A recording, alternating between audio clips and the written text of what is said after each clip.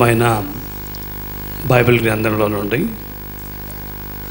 అపోస్తలుడైన యోహాను వ్రాసినటువంటి ప్రకటన గ్రంథము 2వ అధ్యాయం 20వ వచనాన్ని నేను చదువుతాను. The book of Revelation chapter 2 verse 20 నేను చదువుతాను. అయినను నీ మీద తప్పు ఒకటి నేను మోపవలసి ఉన్నది, ఏమనగా తాను ప్రవక్తినని చెప్పుకొనుచున్న యెజబెలను స్త్రీని నీ ఉండనిచ్చుచున్నావు. జారత్వము చేయుటకును విగ్రహములకు బలి ఇచ్చిన వాటిని తినుటకును అది నా దాసులకు బోధించుచు వారిని మోసపరుచుచున్నది. క్షంతల్లో మంచి కళ్ళు మూసుకున్నట్లయితే ప్రార్థన చేసుకుందాం. మహాపరిశుద్ధుడు అయిన మా తండ్రి,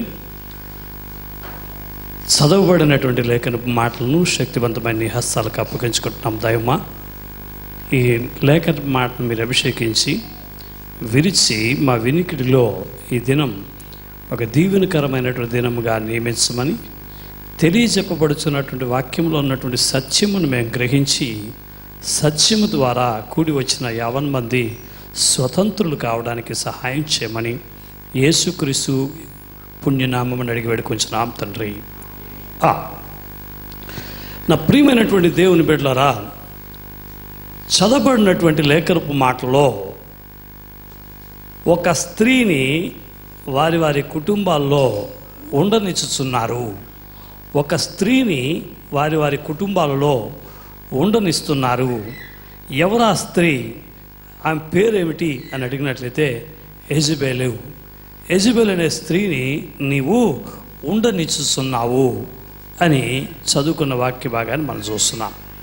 ఈ దినాన చాలా కుటుంబాల్లో దైవ ఆశీర్వాదాలు అనుభవించకుండా దేవుని యొక్క దివ్య దీవెనలు వాగ్దానాలు వారి వారి జీవితంలో నెరవేరకుండా ఎంతో ఉన్నతంగా ఆరంభించినటువంటి ఆత్మీయ జీవితాన్ని మార్గమధ్యంలోనే పతనం చేసి అనేక క్రైస్తవ కుటుంబాలను చిన్నాభిన్నం చేయటానికి ప్రయత్నం చేస్తున్నటువంటి దుష్టాత్మలు ఎన్నో మన చుట్టూ ఉన్నాయి.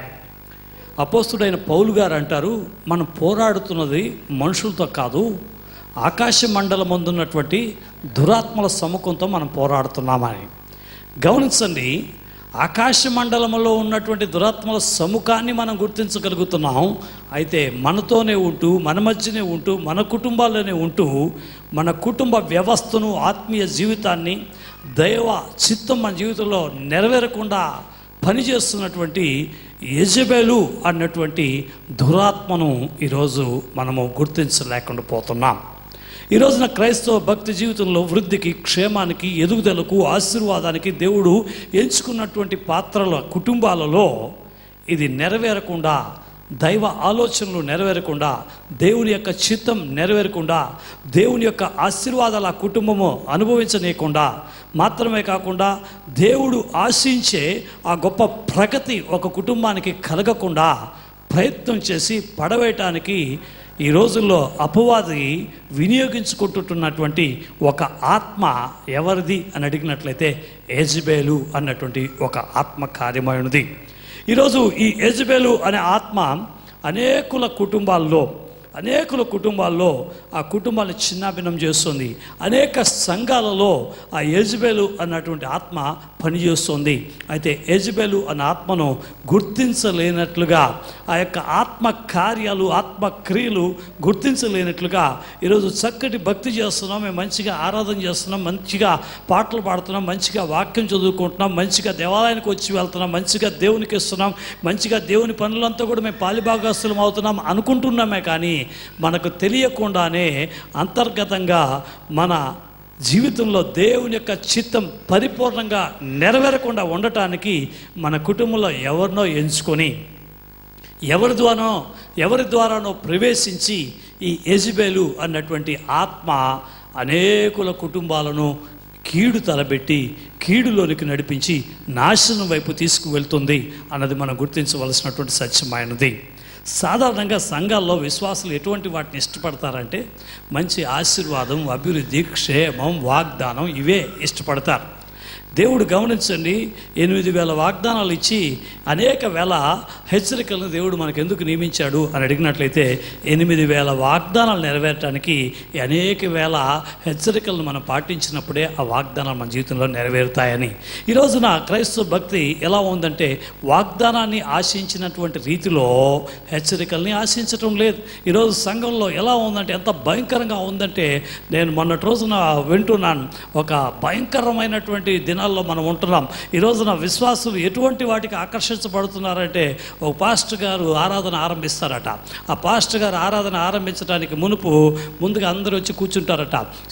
నేను ఇక్కడ జరుగుతున్న కార్యాల గురించి మాట్లాడుతున్నాను. ఈరోజు ఎంత భయంకరమైన దుస్థితి, ఎంత భయంకరమైన పరిస్థితుల్లో మనం ఉన్నామని చూడండి, మీరు అర్థం చేసుకోండి. కొంతమంది కూర్చుని ఉన్నారట. కూర్చుని ఉంటే అక్కడ నుండి అంత ఉన్నట్టుండి ఆడిటోరియంలో లైట్లు ఆఫ్ అయిపోతాయి. లైట్లు ఆఫ్ అయిపోగానే గమనించండి, పాట పాడి ప్రార్థన చేసుకుని ఆరంభించాల్సినటువంటి ఆరాధన ఎలా ఉంటుందంటే, అందరూ విశ్వాసులందరూ కూర్చోగానే మొత్తము హాల్ అంతా, ఆడిటోరియం అంతా లైట్లు ఆఫ్ అయిపోతాయి. లైట్లు ఆఫ్ అవ్వగానే ఫోకస్ లైట్లు, డిస్కో లైట్లు అంతా కూడా స్టేజ్ మీదకి పడుతుంది. స్టేజ్ మీదకి పడంగానే అప్పుడు అక్కడ పక్కన గదిలో నుంచో పై నుంచో రైలింగ్స్లో నుంచో రాట్నం పట్టుకునో తాడు పట్టుకునే పాస్ట్ గారు అక్కడి నుంచి ఢై అని దూకుతూ జారి వచ్చి దిగుతున్నాడు.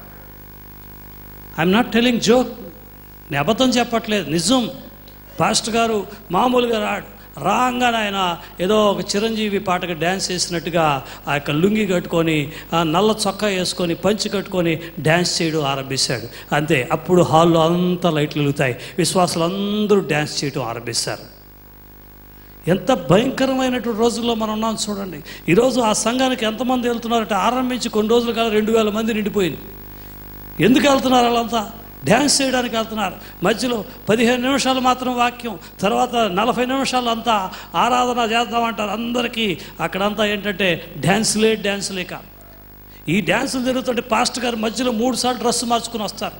ఇక్కడ మధ్యలో నుంచి ఆడియన్స్లో నుంచి ఆడవాళ్ళు 5 మంది, మగవాళ్ళు 5 మంది వస్తారు. పాస్టర్ గారు వెనకాల నిలబడి స్టెప్పులు వేస్తారు. వాళ్ళంతా ఏదో సినిమాల్లో చూసినట్టుగా ఈ రోజున క్రైస్తవ ఆరాధనలో జరుగుతోంది. ఈరోజు గమనించండి, అట్లాంటి వాటికి ఆకర్షితులు అవుతున్నారు. ఇదంతా దయ్యపు కార్యాలు, ఇవంతా అంత్య దినాల్లో మనం ఉన్నాం. ఇదంతా సాతాను యొక్క ప్రేరితమైనటువంటి వాళ్ళు. అంతలోపల అద్భుతాలు జరుగుతాయి, ఈ లోపల ఆ పక్కన ఈ పక్కన అంత అద్భుత కార్యాలు జరిగిపోతాయి. ఇవన్నీ ఈరోజు సంఘంలో జరుగుతున్నటువంటి కార్యాలు అయినాయి. కొంతమంది మనసులో ఇప్పుడు యెజబెల్ ఆత్మ చెప్తూ ఉంటుంది, ఆ సంఘం అడ్రస్ చెప్పండి పాస్టర్ గారు, ఆ సంఘం అడ్రస్ చెప్పండి పాస్టర్ గారు. ఎందుకు ఈ మాటలు చెప్తున్నా అంటే, ఆ దుష్ట ఆత్మలు ఈరోజు ఆత్మీయ జీవితాన్ని పతనం చేయడానికి అన్ని వర్గాల క్రైస్తవులను ఆకట్టుకుంటోంది. నా ప్రియమైనటువంటి దేవుని బిడ్డలారా, పద్మోసు దీవిలో ప్రభువుకు చాలా సాన్నిహిత్యంగా జీవించినటువంటి యోహాను అన్నటువంటి ఒక ప్రియ భక్తుడు ఈ ప్రకటన గ్రంథాన్ని రాసినటువంటి సందర్భంలో 7 సంఘాలకు దేవుడు తెలియజెప్పినటువంటి కార్యాలు, 7 దీప స్తంభాల మధ్య నడిచినటువంటి ప్రభు అయిన యేసుక్రీస్తుని ఆత్మ ఇక్కడ యేసుక్రీస్తు ప్రభువు వారి యొక్క ప్రియ శిష్యుడైనటువంటి యోహానుతో ఈ మాటలంతా కూడా చెప్పటం మనం చూస్తున్నాం. ఈ యొక్క 2వ అధ్యాయంలో ఈ యొక్క కార్యాలంతా కూడా వివరించుకుంటూ వస్తూ 7 సంఘాల గురించి చెప్పుకుంటూ వస్తున్నారు. 7 సంఘాలకు కూడా మొదటిగా ఎఫెసు సంఘాన్ని గురించి, తర్వాత స్ముర్నా సంఘాన్ని గురించి, తర్వాత పెర్గము సంఘాన్ని గురించి, తర్వాత తుయతైరా సంఘాన్ని గురించి, మరి సార్దీస్ సంఘాన్ని గురించి, తర్వాత ఫిలడెల్ఫియా సంఘాన్ని గురించి, తర్వాత ఇలా ఒక్కొక్క లవదికియాలో ఉన్నటువంటి సంఘాన్ని గురించి 7 సంఘాలకు దేవుడు చెప్పినటువంటి లెటర్స్ రాస్తున్నాడు. ఈ యొక్క వ్రాయము అని దేవుడు చెప్పినటువంటి కార్యాన్ని ఇక్కడ యోహాను రాస్తున్నటువంటి సందర్భంలో అన్ని సంఘాలకు ఉత్తరం రాస్తున్నప్పుడు సాధారణంగా బిగినైంది. అయితే మనం చదువుకున్న వాక్య భాగంలో తుయతైరా అన్నటువంటి సంఘానికి దూత ఉత్తరం రాయమన్నప్పుడు, దూత ఇలాగూ రాయమన్నప్పుడు దేవుడు ఆ తుయతైరా అన్నటువంటి సంఘంలో ఎలా కనబడుతున్నాడు? మీ ఇంటికి వెళ్ళిన తర్వాత తక్కిన 6 సంఘాలకు రాయబడినటువంటి సందర్భంలో యేసు ఎలా ఉన్నాడు, అయితే ఇక్కడ కనబడుతున్నటువంటి తుయతైరా అన్నటువంటి సంఘంలో యేసు ఏ విధంగా కనబడుతున్నాడని జాగ్రత్తగా చూసినట్లయితే, అగ్నిజ్వాల వంటి కన్నులను, అపరంజిని పోలిన పాదములను కలిగా దేవుని కుమారుడు చెప్పు సంగతులేవనగా. ఇతర సంఘాలకు రాసినప్పుడు సాధారణంగానే బిగినైంది. చూడండి, ఎఫెసు సంఘానికి రాసి 7 నక్షత్రములు తన కుడి చేత పట్టుకుని 7 దీపస్తంభములు సంచరించువాడు అని 2వ అధ్యాయం 1వ వచనంలో మనం చూస్తున్నాం. అయితే తుయతైరా సంఘానికి వచ్చేసరికి ఎలా కనబడుతున్నాడు? అగ్ని జ్వాలల వంటి కన్నులు కలిగిన. అంటే ఏమిటి? ఇతర సంఘాలలో కన్నా ఈ యొక్క తుయతైరా సంఘములో ఉన్నటువంటి సంఘస్థుల మధ్య పనిచేస్తున్నటువంటి ఆ దుష్ట ఆత్మక్రియలు కార్యములు చూసి దేవుని యొక్క ఉగ్రత, దేవునికి కోపం, దేవుని యొక్క కన్నుల్లో అగ్ని జ్వాలల వంటి కన్నులు కలిగినటువంటి, అపరంజి పాదములు వంటి పాదములు కలిగినటువంటి రీతిలో ఒక ఉగ్రత కలిగినటువంటి దేవునిగా ఇక్కడ మనకు కనబడుతున్నాడు. ఎందుకు అని అడిగినట్లయితే ఆ సంఘం ఆరంభంలో ఎలా ఉండేది? ఒక క్రైస్తవ విశ్వాస జీవితం ఆరంభంలో ఎలా ఉండేది? ఈరోజు ఎలా ఉంది? నీవు పరిశోధించుకోవడానికి ఆత్మదేవుడు నీకు చెబుతున్నటువంటి కార్యం ఇది. చూస్తే 19వ వచనంలో మనం చూస్తున్నాం, నీ క్రియలను, నీ ప్రేమను, నీ విశ్వాసమును, నీ పరిచర్యను, నీ సహనమును నేను ఎరుగుదును. అంటే క్రైస్తవ విశ్వాస సంఘములో నీ భక్తి జీవితం ఆరంభ దశలో ఇవన్నీ నీకున్నాయి. నీకున్న ప్రేమ, నీకున్న సహనం, నీకున్న విశ్వాసం, నీకున్న పరిచర్య పట్ల బాధ్యత, నువ్వు కలిగి ఉన్నటువంటి క్రియలు, సత్క్రియలు, ఇవన్నీ కూడా చాలా బ్యూటిఫుల్గా ఉన్నాయి. ఇవన్నీ కూడా నాకు కనబడ్డాయి. I'm very happy in your early days. నీ యొక్క మొదటి క్రియలు బాగున్నాయి. అయితే నీ మొదటి క్రియలు కన్నా ఈరోజు నీ కడపటి క్రియలు మరి ఎక్కువైనవి అని ఎరుగుదును. నీ మీద ఒక తప్పు మోపాల్సి వస్తుంది ఈ రోజున. ఈ విధంగా ఆరంభించబడినట్టు నీ కెరీరు, ఈ విధంగా ఆరంభించబడినటువంటి నీ యొక్క క్రిస్టియన్ లైఫ్, ఈ విధంగా నీ క్రియలు, నీ ప్రేమ, నీ విశ్వాసం, నీ పరిచర్య, నీ సహనం ఎంత ఉన్నతంగా కనబడినటువంటి నీ క్రైస్తవ భక్తి జీవితం ఈరోజు ఎలా ఉంది అని అడిగినట్లయితే నీ మీద ఒక తప్పు ఒకటి మోపవలసి ఉన్నది అని చెప్పుకుంటూ, ఏమంటే తాను ప్రవక్తిని అని చెప్పుకొనొచ్చు యెజబెల్ అన్నటువంటి ఒక స్త్రీ నీలో ఉండటానికి చోటిచ్చావు. ఆ స్త్రీ నీ జీవితంలోకి రావటం వల్ల, ఆ స్త్రీ తప్పుడు ప్రవక్త, అబద్ధపు బోధలు బోధించే ఆ స్త్రీ నీలోనికి రావటం వలన, ఆ దురాత్మ నీలోనికి రావటం వలన ఈరోజు ఏమవుతుందంటే జారత్వం చేయుటకును, విగ్రహములకు బలి ఇచ్చిన వాటిని తినుటకును అది నా దాసులకు బోధించుచు వారిని మోసపరుచుచున్నది. ఇదేమిటి అని అడిగినట్లయితే మోసపరిచే ఆత్మ, డిసీవింగ్ స్పిరిట్. ఈరోజు క్రైస్తవ భక్తి జీవితంలో మోసపుచ్చే ఆత్మలు ఎక్కువ అయినాయి. చక్కగా రక్షించబడి బాప్తిజం తీసుకొని ఆత్మాభిషేకాన్ని కలిగి మంచి చక్కటి వాక్యోపదేశంలో వెళుతున్నటువంటి ఒక సంఘములో చక్కగా ఆత్మీయంగా ఎదుగుతున్నటువంటి ఒక కుటుంబాన్ని ఏదో విధంగా చిన్నాభిన్నం చేయాలని, దేవునికి దూరం చేయాలని, దేవునికి ఇష్టలుగా జీవిస్తున్నటువంటి వారిని అపవిత్రులుగా చేసి దేవునికి వ్యతిరేకులుగా మార్చాలని, తద్వారా దేవునికి దూరం చేసి సమాజంలోనే ఉంటున్నట్టుగా, భక్తి చేస్తున్నట్టుగా ఆ దుష్ట ఆత్మ యెజబెలు అన్నటువంటి ఆత్మ ఏం చేస్తుందంటే, యెజబెలు అనేటువంటి ఆ స్త్రీ ప్రవక్తిని లేక అబద్ధపు బోధించే మోసపుచ్చే ఆత్మలు కలిగిన డిసీవింగ్ స్పిరిట్ ఏం చేస్తుందంటే మంచి భక్తి మార్గంలో వెళ్తున్నటువంటి నిన్ను ఇలా కాక్కర్లేదులే, ఇలా చేయకపోయినా పర్లేదులే, ఇలా ఉండక్కర్లేలే, ఇలా ఉన్నా పర్లేదులే, కొన్ని డూసు కొంచెం డునాట్సు కలిగి ఉన్నటువంటి క్రైస్తవ భక్తి జీవితాన్ని ఆ డునాట్స్ని డూస్గా మారుస్తుంది, డూస్ని డునాట్గా మార్చేస్తుంది. చివరికి నేను ఎక్కడికి తీసుకెళ్తుందంటే నీ భక్తి జీవితము పాతాళంలోకి వెళ్ళిపోయి అసలు ఒకరోజు తిరిగి చూసుకున్నా కూడా మరలా కట్టుకోవడానికి అవకాశము లేనంత భయంకరమైనటువంటి పాపంలోనికి నీ కుటుంబాన్ని నాశనంలోనికి నడిపించేస్తుంది. ఈ విషయంలో ఈరోజు క్రైస్తవ సంఘములో ఈ యెజబెలు అన్నటువంటి ఆత్మ పనిచేస్తుంది. ఈ మోసపుచ్చే ఆత్మను గురించి దేవుడు ఈరోజు మీతో పంచుకోమని నాకు చెప్పాడు. ఈ మోసపుచ్చే ఆత్మ మనల్ని ఏం చేస్తుంది? ఈ మోసపుచ్చే యెజబెలు ఆత్మ మనల్ని ఏ విధంగా మోసం చేస్తుంది? ఈ మోసపుచ్చే యెజబెలు ఆత్మ ఈరోజు సంఘాన్ని లేక నీ కుటుంబాన్ని ఎలా చిన్నభిన్నం చేయాలని ప్రయత్నం చేస్తుంది. ఈ యొక్క ఉదయకాలం అంతా దేవాది దేవుడు మీతో పంచుకోమని నాకు చెప్పాడు. ఈ కార్యాలు మీరు శ్రద్ధగా గుర్తించి, ఈ కార్యాలు మీలో ఉన్నాయేమో, మీ కుటుంబంలో ఉన్నాయేమో పరిశోధించుకొని మిమ్మల్ని మీరు జాగ్రత్త పడినట్లయితే ఈరోజు యెజబెలు ఆత్మలో నుండి దేవుడు మనల్ని తప్పించే దేవుడై ఉన్నాడు. యెజబెలు ఆత్మను అలాగే కలిగి ఉంటే ఏమవుతుందో నేను చెప్పక్కర్లా. 21, 22, 23 వచనాలు కానీ మీరు చదువుకుంటే చదవటానికే భయంకరంగా ఉంది, చదివి వివరించడానికి మరింత భయం వేస్తుంది. అంత నీచాతి నీచమైనటువంటి స్థితిగతుల్లోనికి ఆ యెజబెలు అన్నటువంటి ఆత్మ తోసివేస్తుంది అన్నది మనం గుర్తించవలసినటువంటి సత్యమైనది. అసలు ఏంటండి అసలు యెజబెలు అన్నటువంటి ఆత్మ ఏంటండి? అసలు యెజబెలు అన్నటువంటి స్త్రీ ఎవరండి? అసలు యెజబెలు అన్నటువంటి ఆత్మ ఎక్కడి నుంచి వచ్చిందండి? యెజబెలు అన్నటువంటి క్యారెక్టర్ ఎక్కడ కనబడుతుందో ఎవరైనా చెప్పగలరా? చెప్పండి, ఎవరు ఏమే చెప్పు, ధైర్యంగా చెప్పు. రాజు అయినటువంటి అహాబు భార్య ఆవిడ పేరు ఏంటంటే యెజబెల్. మొదటి రాజుల గ్రంథము 17, 18, 19 వచనాల్లో 18, 19 అధ్యాయాల్లో ఈవిడ కనబడుతుంది. అహాబు రాజును, ఆమె ఎవరు అండి? అహాబు రాజు యొక్క సతీమణి. ఒక మాటలో చెప్పాలంటే ఆవిడే రాణి. చెప్పండి, రాణి. పేరుకు రాజుగారు కానీ పెత్తనం అంతా ఆవిడదే. పేరుకేమో రాజుగారు, పెత్తనం అంతా ఆవిడదే.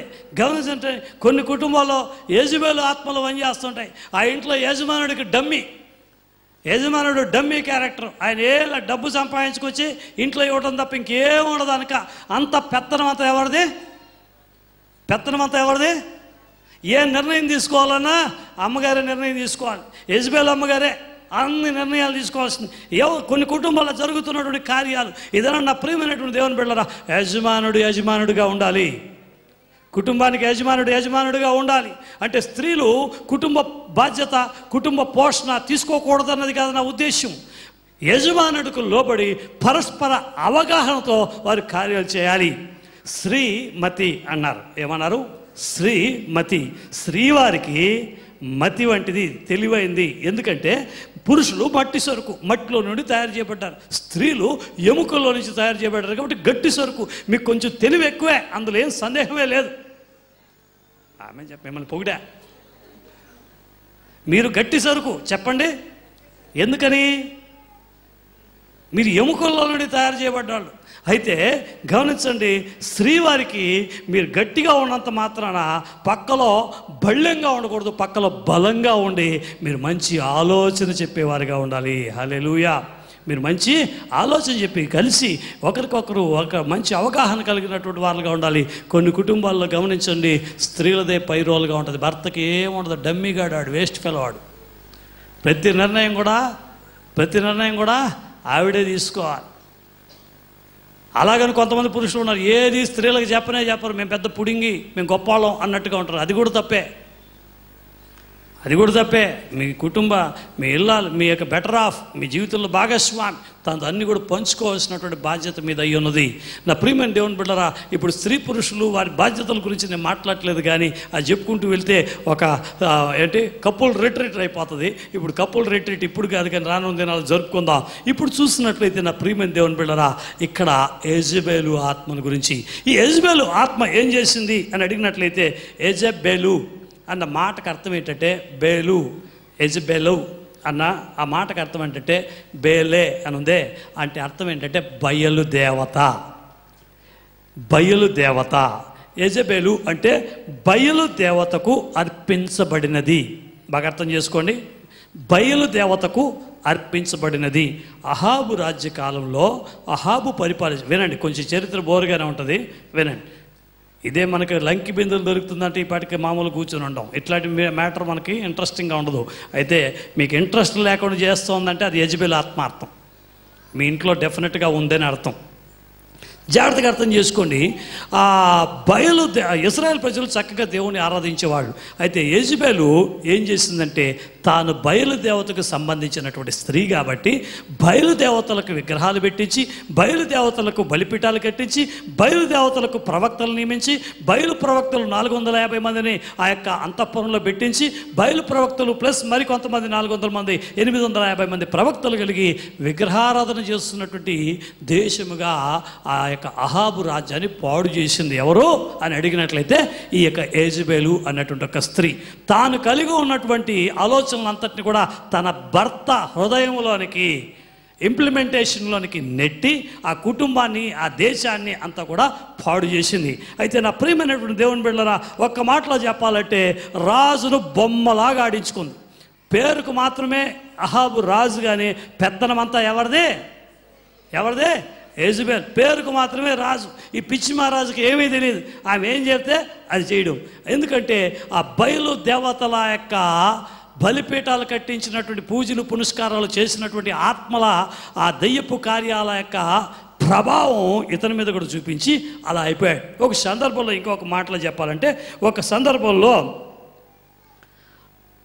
రాజుగారికి ఒక తోట మీద, ద్రాక్ష తోట మీద మనసు పుట్టింది. చూడండి, మొదటి రాజుల గ్రంథము 21వ అధ్యాయం చూసినట్లయితే, మొదటి రాజుల గ్రంథము 21వ అధ్యాయం చూసినట్లయితే, నాబోతు అన్నటువంటి ఒక వ్యక్తికి ఒక తోట, ఒక ద్రాక్ష తోట ఉన్నది. అహాబు ఏం చేశాడంటే నాబోతుని పిలిపించి, నీ ద్రాక్ష తోట నా నగరకు ఆనుకుని ఉన్నది కాబట్టి అది నాకు ఇవ్వయా, నేను దానికి ప్రతిగా నీకు వేరే ద్రాక్ష తోట ఇస్తాను, నాకు ఇవ్వమని అడిగాడు. అయితే నాబోతు ఏమన్నాడంటే, వాడు సెంటిమెంటల్ ఫెలో, ఇది మా నాన్నగారిది, ఇది మా పిత్రార్జితం. కొంతమంది ఇప్పుడు కూడా సెంటిమెంట్స్ ఉన్న వాళ్ళు ఉన్నారు. నాకు చాలా అటువంటి తల్లిదండ్రులకి విలువనిచ్చే బిడ్డలంటే నాకు చాలా ఇష్టం. గమనించండి, మా నాన్న ఇచ్చాడు ఈ పెన్ను, మా అన్నయ్య ఇచ్చాడు ఈ పెన్ను, నాకు పలానా వాళ్ళు ఇచ్చారు, నేను ఎంతగానో ప్రేమించి నాకు ఇచ్చారు అని చెప్పి మనం గుర్తుగా పెట్టుకుంటాం. చూశారు? ఆ విధంగా కొన్ని మనము జ్ఞాపకంగా, ఈ మోటార్ సైకిల్ మా నాన్నది, మా నాన్న దొల్లాడు, ఒక ల్యాంబరెటా స్కూటర్ ఉంటుంది, అది నటితే కూడా వెళ్దు పెట్టుకొని ఉంటారు సెంటిమెంట్గా. ఇదంతా కూడా ఆ విధంగా పాప ఈ నాబోతు కూడా ఈ ద్రాక్ష తోట ఎవరిదంటే మా నాన్నది, నేను ఎవరికి అమ్మనయ్యా, సారీ మీరు ఎంత రేట్ ఇచ్చినా కూడా ఇవ్వనన్నాడు. ఈ రోజుల్లో మనం భూమి సెటిల్మెంటు కబ్జాలు అంతా చూస్తున్నాం, కానీ ఇది ఎప్పుడో జరిగింది, ఎప్పుడో 1000 సంవత్సరాలకు ముందేగానే ఇవన్నీ జరిగినాయి. చూసినట్లయితే వెంటనే వీడు నేను రాజుని, నేను తోట కొనటానికి నేను మంచి ఆఫర్ ఇస్తే వీడు అమ్మలేదు అని చెప్పి ఆడేం చేశాడంటే పాపం చిన్నపుచ్చుకుని వెళ్ళి పడుకున్నాడు. ఆ యొక్క అధ్యాయం అంతా మీరు ఇంటికి వెళ్ళిన తర్వాత చదువుకోండి. ఆడు ఆ పిత్రాజ్యతో నేను నీకు ఇవ్వనని చెప్పగానే 4వ వచనంలో ఈడేం చేశాడు, కోపంతో తన నగరకు పోయి మంచం మీద పరుండి ఎవరితో మాట్లాడక భోజనం చేయకుండా ఉన్నాడు. ఈడెవడు అసలు రాజు, ఈడు ఎలా ఉండాలి, తన రాజ్యంలో ఉన్నటువంటి ప్రజలు సుఖంగా ఉండాలి, మంచిగా ఉండాలి అని ఆశపడాల్సిన వీడు నాకు వాడు స్థలం ఇవ్వనని చెప్పాడని వీడు కోపంతో వెళ్ళి పడుకున్నాడు. జాగ్రత్తగా అర్థం చేసుకోండి. అప్పుడు రాణమ్మ ఇంటికి వచ్చింది. ఎవరు వచ్చింది? రాణమ్మ ఇంటికి వచ్చింది. నార్మల్గా వీడికి ఊరికి తిరిగి రావడం తప్ప వీడికి పెద్ద పని ఏం లేదు. అసలు పెత్తనం అంతా ఆవిడదే. నేను అనుకుంటాను ఆవిడ అంతఃపురానికి వెళ్ళింటది, వీడు తోట చూసి వచ్చి ఉంటాడు. ఆవిడ ఎక్కడికి వెళ్తుంది? అంత రాజకార్యాలతో ముగించుకుని యెజబెల్ ఇంటికి వచ్చేసరికి ఇక్కడ పాపం పడుకొని ఉన్నాడు. ఏంటి మ్యాటరు, ఏంటి రాజుగారు పడుకున్నాడు అని చెప్పి అడగంగానే అక్కడ ఆమెతో ఇట్లా, నీ ద్రాక్ష తోటను క్రయమునకు నాకు ఇమ్మలేక అని అడిగాను, వాడు ఇవ్వనని చెప్పాడు అని చెప్పుకుంటూ అంతా వచ్చింది. అందుకు అతని భార్య యెజబెలు, ఇజ్రాయెల్తో నీవు ఇప్పుడు రాజ్య పరిపాలన చేయట్లేదా? లేచి భోజనం చేసి మనసులో సంతోషంగా ఉండు, నేనే ఇజ్రాయేలీయుడైన నాబోతు ద్రాక్ష తోట నీకు ఇప్పించేదని అతనితో చెప్పింది. బాబు నువ్వు అన్నం తింటూ అంత మానదరా, నువ్వు హ్యాపీగా భోంచేసి పడుకో అని నాబోతు నేను మాట్లాడతాను కదా. ఈడు పిచ్చి మహారాజు, నేను రాజుని, నేను చెప్తేనే వినలేదు, నీ మాట వింటాడా అని అడగాల్సింది పోయి అలాగే అన్నం తింటాను.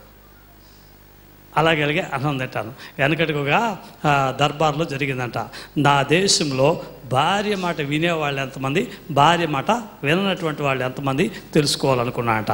దర్బార్లో రాజుగారు, అరే మీ భార్యల మాట వినేవాళ్ళంతా నాకు కుడి పక్కన రండిరా, భార్య మాట వినని వాళ్ళంతా నాకు ఎడం పక్కన రండిరా అన్నారట. 100 మందిని పిలిపిస్తే 99 మంది కుడి పక్కన నిలబడ్డాడు, ఒక్కడు మాత్రం ఎడం పక్కన నిలబడ్డాడు. రాజుగారికి కొంచెం హ్యాపీ అయింది. ఫోన్లే 100లో 99 మంది ఇటు వెళ్ళినా ఒక్కడైనా సరే భార్య మాట విననటువంటి వాడు నా దేశంలో ఉన్నాడు అని చెప్పి ఈ 99 మంది మీద ఈ వేస్ట్ ఫెలోస్ రా మీరు, వాడు ఒక్కడే ధైర్యవంతుడు అని చెప్పి, బాబు నువ్వు ఒక్కడు నీ భార్య మాట వినవా అంటే, అది కాదండి రాజుగారు, మా ఆవిడ చెప్పింది అందరూ నిలబడే చోట నువ్వు నిలబడకూడదని చెప్పింది అన్నాడంట. ఏంటి? అందరూ నిలబడే చోట నువ్వు నిలబడకూడదని చెప్పింది, అందుకని నేను సెపరేట్గా నిలబడ్డాను అన్న. ఈ పిచ్చి మహారాజు యెజబెలు చెప్పంగానే వీడికి ఏమనిపించుండాలి? యెజబెల్ చెప్పంగానే, అరే నేను రాజుని, నేను ట్రై చేస్తే కుదరంది, ఈవిడ చెప్తే ఎలా పెట్టాడు? ఎలా వింటాడు అని ఆలోచించుకుని వెళ్ళి చక్కగా చెప్పిందే సాకని అన్నం తిని చక్కగా హ్యాపీగా ఉండటం ఆరంభించాడు. ఆ తర్వాత ఏం చేసిందంటే ఆవిడ యెజబెలు ఒక దొంగ సాక్ష్యాన్ని సృష్టించి లేని ఒక నేరాన్ని మోపి ఆ నాబోతుని రాళ్లతో కొట్టించి చంపేసి వాడు లేకుండా చేసి ఆ డాక్యుమెంట్స్ వీడైనా పాప డబ్బులు ఇచ్చి కొంటానన్నాడు. ఎవరు? అహాబు డబ్బులు ఇచ్చి కొంటానన్నాడు. ఆవిడైతే మనిషిని సెటిల్ చేసి, ఈ రోజుల్లో మనం చూస్తున్నాం కదా, ఆస్తి అమ్ముతావా లేకపోతే యాక్సిడెంట్ చేపిస్తావా అన్నట్టుగా ఏం చేసిందంటే మహారాణి యెజబెల్ ఈ రోజున చాలా కుటుంబాల్లో మంచి భర్తలను నాశనం చేసే యెజబెలు ఆత్మలు కలిగిన స్త్రీలు ఉన్నారు అంటే సందేహం లేదు. నేను చెప్పేది ఒక ఆస్తిపాస్తుల విషయంలో మాత్రమే కాదు, భర్త యొక్క మంచి అభిరుచిని, భర్త యొక్క మంచి ఆత్మీయ జీవితాన్ని, భర్త యొక్క మంచితనాన్ని, భర్త యొక్క అనేక మంచి కార్యాలని పాడు చేసి ఈ రోజున వారి జీవితాలతో చెలగాటమాడుతున్నటువంటి యెజబెలు ఆత్మలు కలిగినటువంటి స్త్రీలు సంఘాలలో, కుటుంబాల్లో పనిచేస్తున్నాయి అన్నది మనం గుర్తించవలసినటువంటి సత్యమైనది. నా ప్రియమైనటువంటి దేవుని బిడ్డలారా, భర్త తాగుబోతుగా ఉండి రక్షించబడి మంచి ఉన్నతమైన భక్తి జీవితం జీవిస్తూ ఉంటాడు. చక్కగా మందిరము ఆరాధన అంత చక్కగా బాగుంటాడు. అయితే ఈ భార్య మాత్రమో తట్టుకోలేదు. వీడి భక్తికి వీడు బారుకి వెళ్ళి వచ్చేటప్పుడల్లా ఏమనలా, వైన్ షాపుల్లో తిరిగేటప్పుడల్లా ఏమల్లా, తాగి రోడ్డు మీద పడిపోతున్నప్పుడల్లా ఏమల్లా, నా భర్త చూడండి ఊరికి ఏడ్చేది. అయితే ఎప్పుడు కూడా ఎంత గోల చేయలా. అయితే ఇప్పుడు భర్త సక్రంగా భక్తి చేసుకుంటూ ఉంటే గోల చేస్తుంది. ఎందుకు అని అడిగితే, ఇంతకుముందు మత్తులో ఉన్నప్పుడు వాడు జోబులు కొట్టేసేది. ఎక్కడ రోడ్లో పోగొట్టుకున్నావో నీ పర్సు, ఎక్కడ పోగొట్టుకున్నావో అని చెప్పి ఇంట్లో ఇళ్ళలో దొంగతనం చేసేది భర్త దగ్గర. ఇప్పుడు అవకాశం లేదు. వీడు మంచిగా మారిపోయాడు.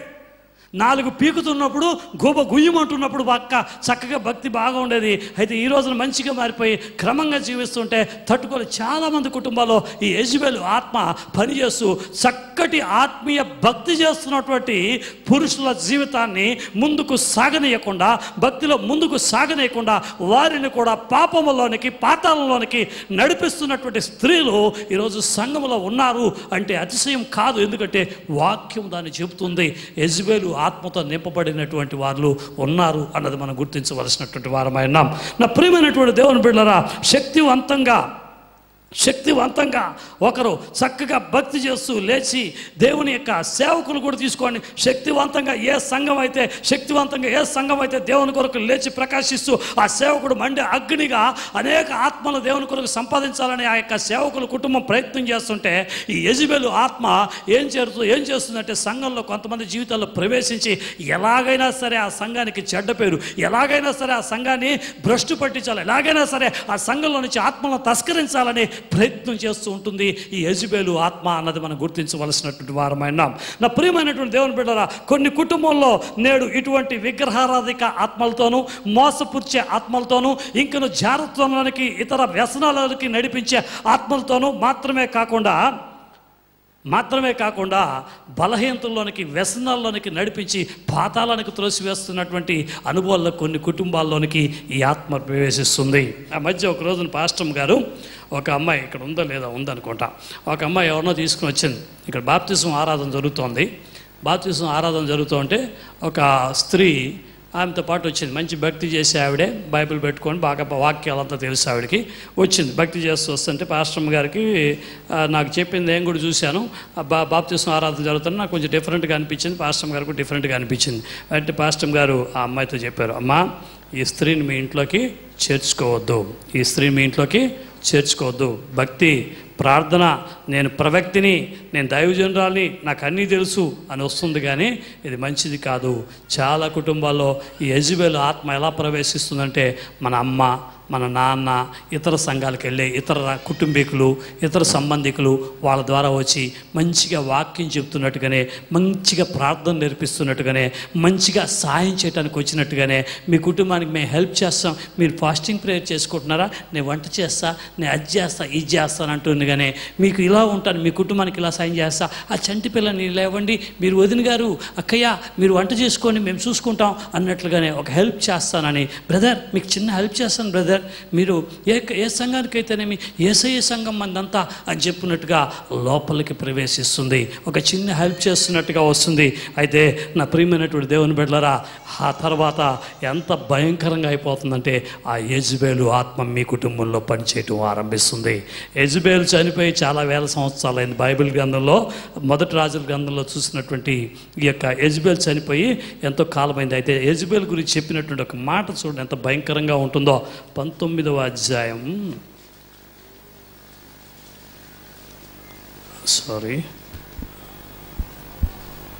21వ అధ్యాయం 25వ వచనం చూడండి. మొదటి రాజుల గ్రంథం 21వ అధ్యాయం.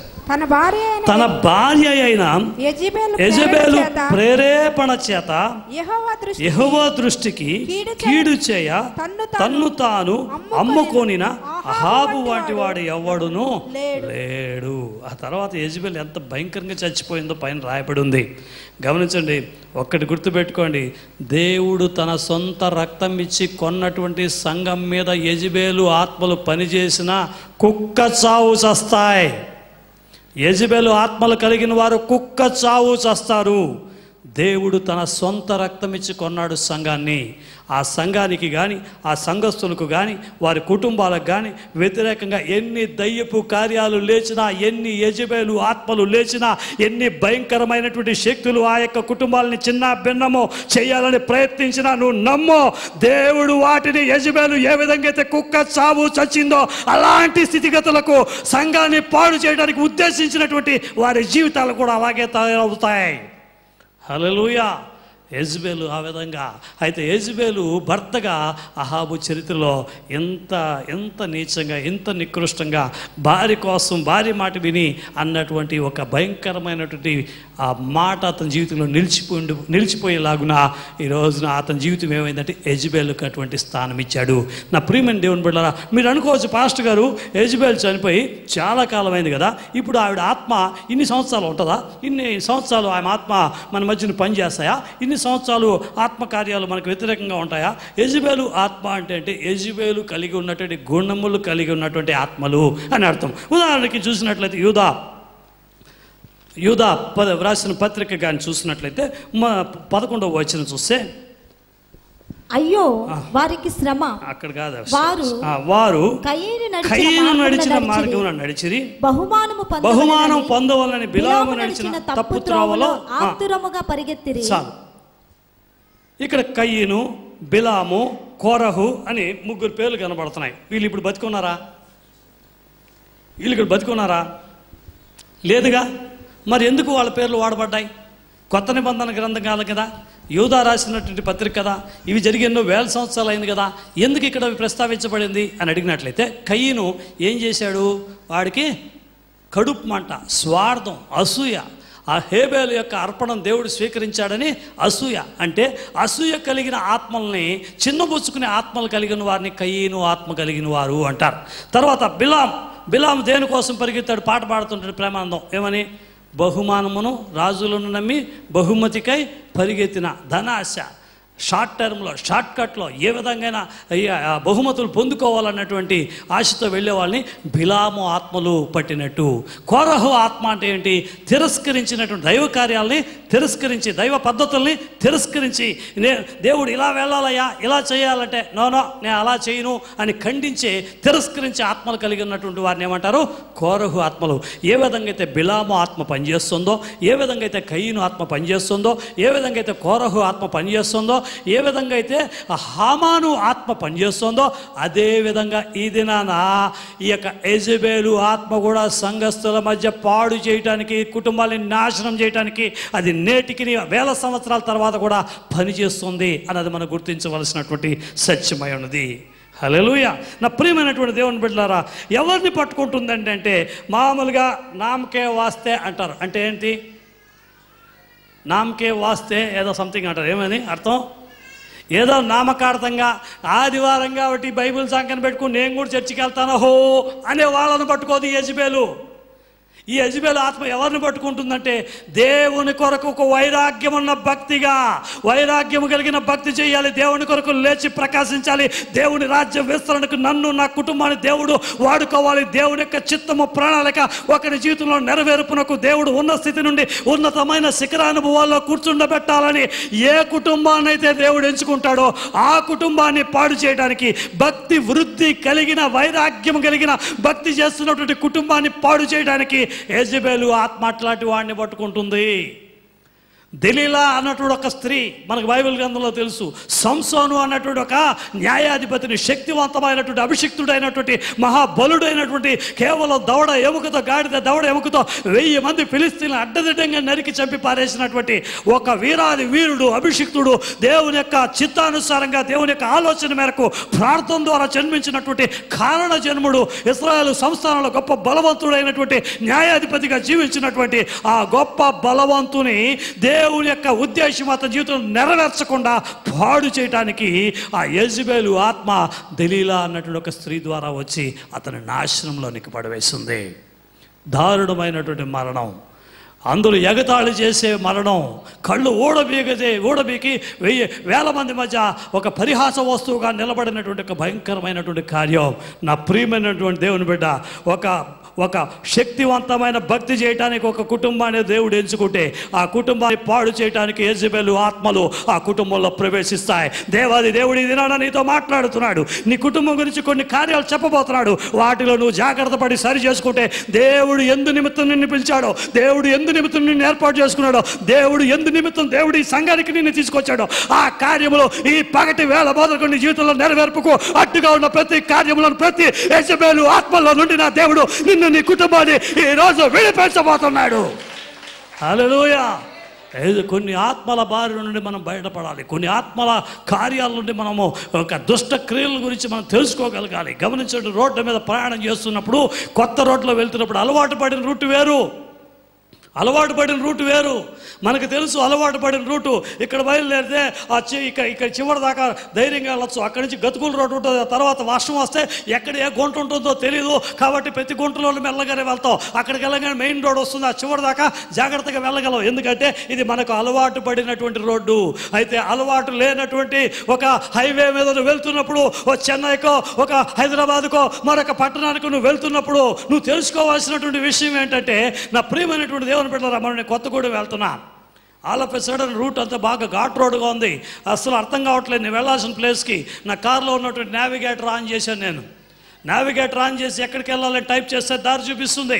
ఎక్కడ రైట్ టర్న్ తీసుకోవాలి, ఎక్కడ లెఫ్ట్ టర్న్ తీసుకోవాలో నావిగేటర్ చెప్తుంది. ఎక్కడ స్పీడ్ బ్రేకర్ ఉందో శాటిలైట్ ద్వారా లోపల నా ఫోన్, నా కార్కి ఐ కనెక్ట్ ఉంది.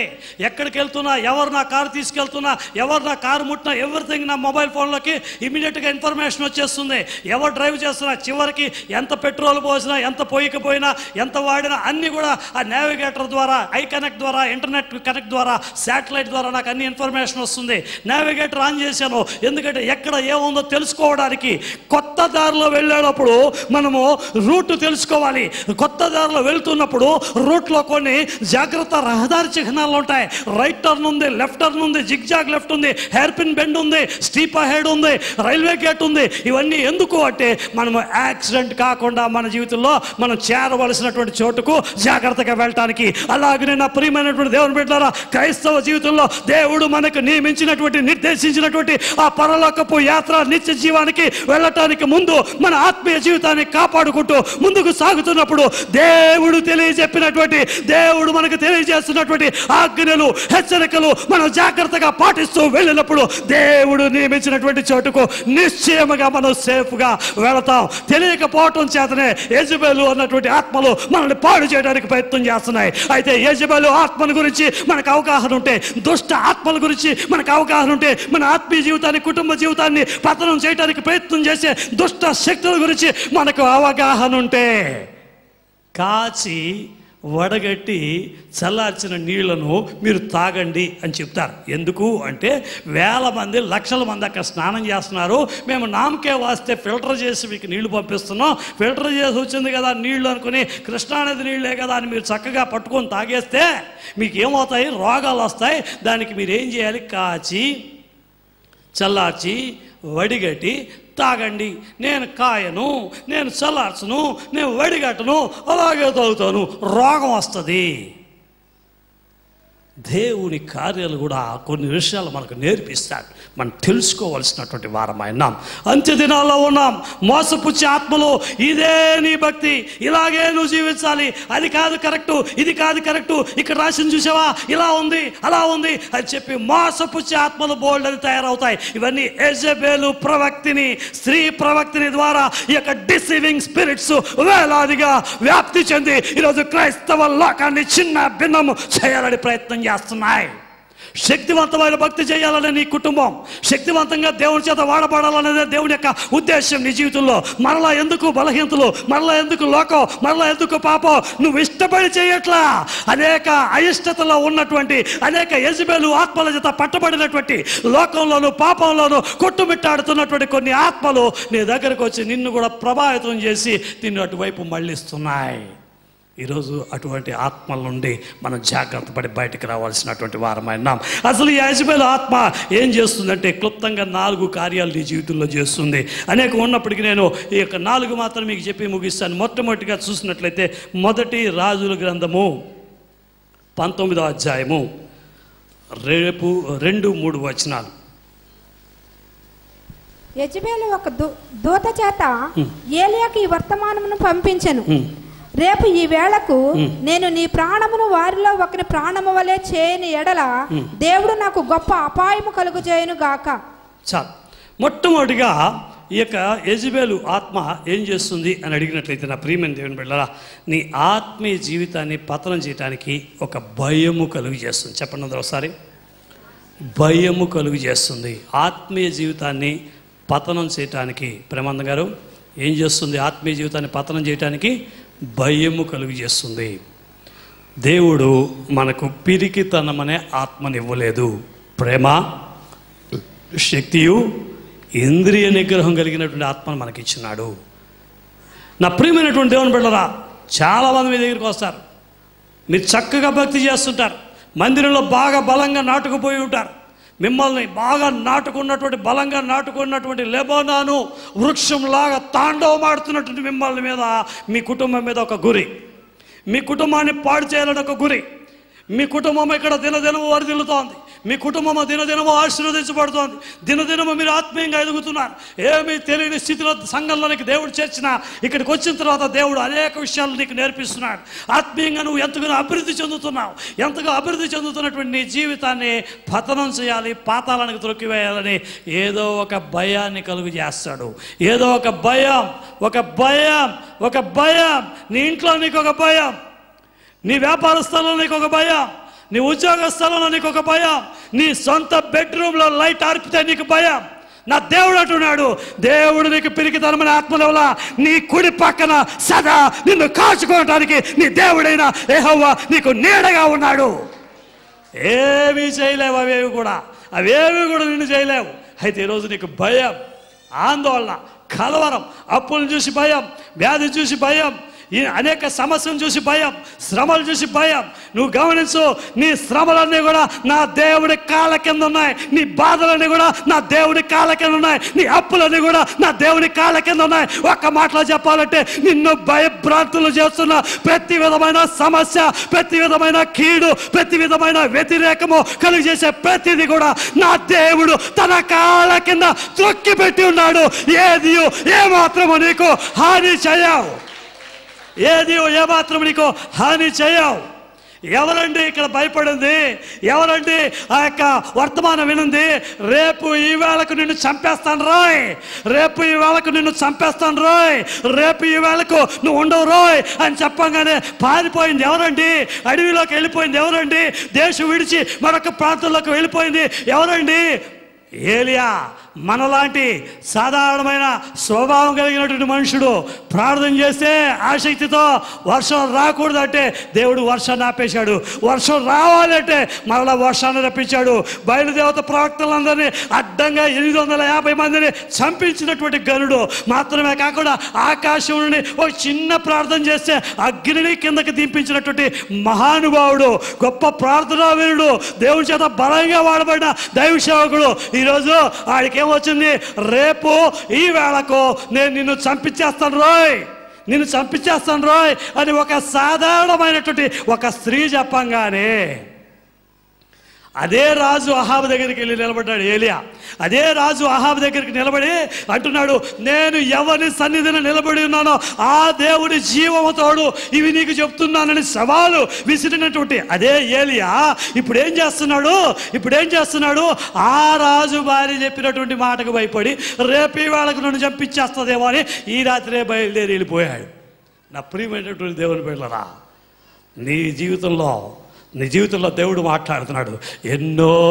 ఎందుకయ్యా ఇలా ప్రవర్తించావు? ఎందుకయ్యా మనిషి దగ్గరికి వెళ్ళావు? ఎందుకయ్యా వాడి కాళ్ళు చేతులు పట్టుకుంటావు? ఎందుకయ్యా వాడి చుట్టూ తిరుగుతున్నావు? ఎందుకయ్యా వాడిని సంప్రదిస్తున్నావు? ఎందుకయ్యా వాడిని ఆశ్రయిస్తున్నావు? ఎందుకయ్యా వాడి కాళ్ళు పట్టుకుంటావు, వాడి చేతులు పట్టుకుంటావు? భయం. నీ ఉనికి పట్ల నీకు భయం, నీ అప్పుల పట్ల నీకు భయం, నీ వ్యాధుల పట్ల నీకు భయం, నీ సమస్యల పట్ల నీకు భయం. గమనించు, ఎంతకన్నా తీవ్రంగా ఉన్నటువంటి రోజుల్లోనే నా దేవుడు నిన్ను తప్పించాడు, నా దేవుడు నిన్ను కాపాడాడు. నాడు కాపాడిన దేవుడు నిశ్చయముగా నేడు కూడా నిన్ను కాపాడగలడు. ఎవరిని చూసి నువ్వు భయపడుతున్నావు? గడ్డిపోచ వంటి మనుషుడు నిన్నేం చేయగలడు? తృణమాత్రపు నరుడు నిన్నేం చేయగలడు? ఈరోజు భయం. ఎందుకయ్యా నువ్వు సంఘానికి దూరం అయిపోతున్నావు? ఎవరి దగ్గర అప్పు తీసుకొని ఉంటాను. ఒక విషయం గమనించండి, నేను చాలా మంది చూస్తుంటాను, సంఘానికి రానటువంటి వారికి ఆర్థిక లావాదేవీలు ఉంటాయి, కొంతమందికి అప్పులు ఇచ్చుకోవడాలు లేకపోతే వ్యాపార లావాదేవీలు ఉంటాయి, కొంత ఇచ్చిపుచ్చుకోవడాలు ఉంటాయి, అవసరతలకి అక్కర్లకు వాళ్ళ దగ్గరికి వెళ్ళి చేతులు చాపి నిలబడే పరిస్థితులు ఉంటాయి. వీళ్ళకి వాళ్ళు ఇవ్వటమో వాళ్ళకి వీళ్ళు ఇవ్వటమో, వీళ్ళు వాళ్ళకి ఇచ్చుకోవడమో వాళ్ళు వీళ్ళకి ఇచ్చుకోవడమో ఏదో ఉంటాయి. వాళ్ళు గమనించండి, సంఘంలో ఆత్మీయంగా నువ్వు ఎదుగుతుంటే, సంఘానికి వచ్చి ఆత్మీయంగా నువ్వు ఎదుగుతుంటే నిన్ను చూసి ఓర్వలేరు. ఎందుకంటే వాళ్ళకి లేనిది నీ దగ్గర ఉంది, వాళ్ళకి లేనిది నీ దగ్గర ఉంది, వాళ్ళకి దొరకదు నీ దగ్గర ఉంది, వాళ్ళకు ఎన్నటికీ అందనిది నా దేవుడు నీకు ఇచ్చున్నాడు. ఎన్నటికీ అందనటువంటిది నా దేవుడు నీకు ఇచ్చున్నాడు. ఓర్వలేరు. నిన్ను ఎలాగైనా సంఘానికి దూరం చేయాలి, ఏ విధంగా దేవునికి దూరం చేయాలి, ఏ విధంగా నిన్ను లోకంలో పడేయాలి, ఏ విధంగా పాపంలో పడేయాలి, నీకు అనేక రకాలైనటువంటి భయాలు తీసుకొస్తాడు. నీ పిల్లల చదువుని గురించి భయం, నీ బిడ్డల ఉద్యోగం గురించి భయం, నీ భవిష్యత్తు గురించి భయం, నీ యొక్క అప్పుల గురించి భయం, అనేక సమస్యల గురించి భయం. గమనించు, దేవుడు నీకు పిరికితనమని ఆత్మనివ్వలేదు, యెజబెలు ఆత్మ నీకు ఇవ్వలా. దేవుడు శక్తియు ప్రేమయు ఇంద్రియ నిగ్రహం కలిగినటువంటి ఆత్మ నీకు ఇచ్చున్నాడు. హల్లెలూయా. నాడు కాపాడే దేవుడు నేడు కూడా నిన్ను కాపాడగలడు. ఒకరోజు నేను ఇంట్లో మూలలో పడుకున్నాను. నేను నాలాంటి జీవితం మీద ఎంతమంది అనుభవించారో నాకు తెలియదు. ఇప్పుడు తలుచుకున్న కళ్ళల్లో కన్నీటికి బదులుగా రక్తం కారుతుంది నా కళ్ళలో.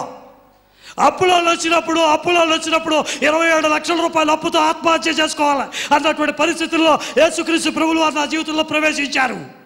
సొంత రక్షకుడిగా స్వీకరించాను. మరణించినటువంటి నా కుమార్తెకు దేవుడు మరుజన్మను ప్రసాదించి 20 ఏళ్ళ యవనస్తులుగా నా ముందు కూర్చోబెట్టాడు నా దేవుడు. ఎన్నో మేళ్ళు, ఎన్నో కార్యాలు నా దేవుడి జీవితంలో చేసినప్పటికీ కూడా ఒక చనిపోయిన బిడ్డకు ప్రాణం ఇచ్చినటువంటి దేవుడు మరేదో కార్యాలు చేయడా అనేటువంటి నమ్మకం నాలో ఉన్న.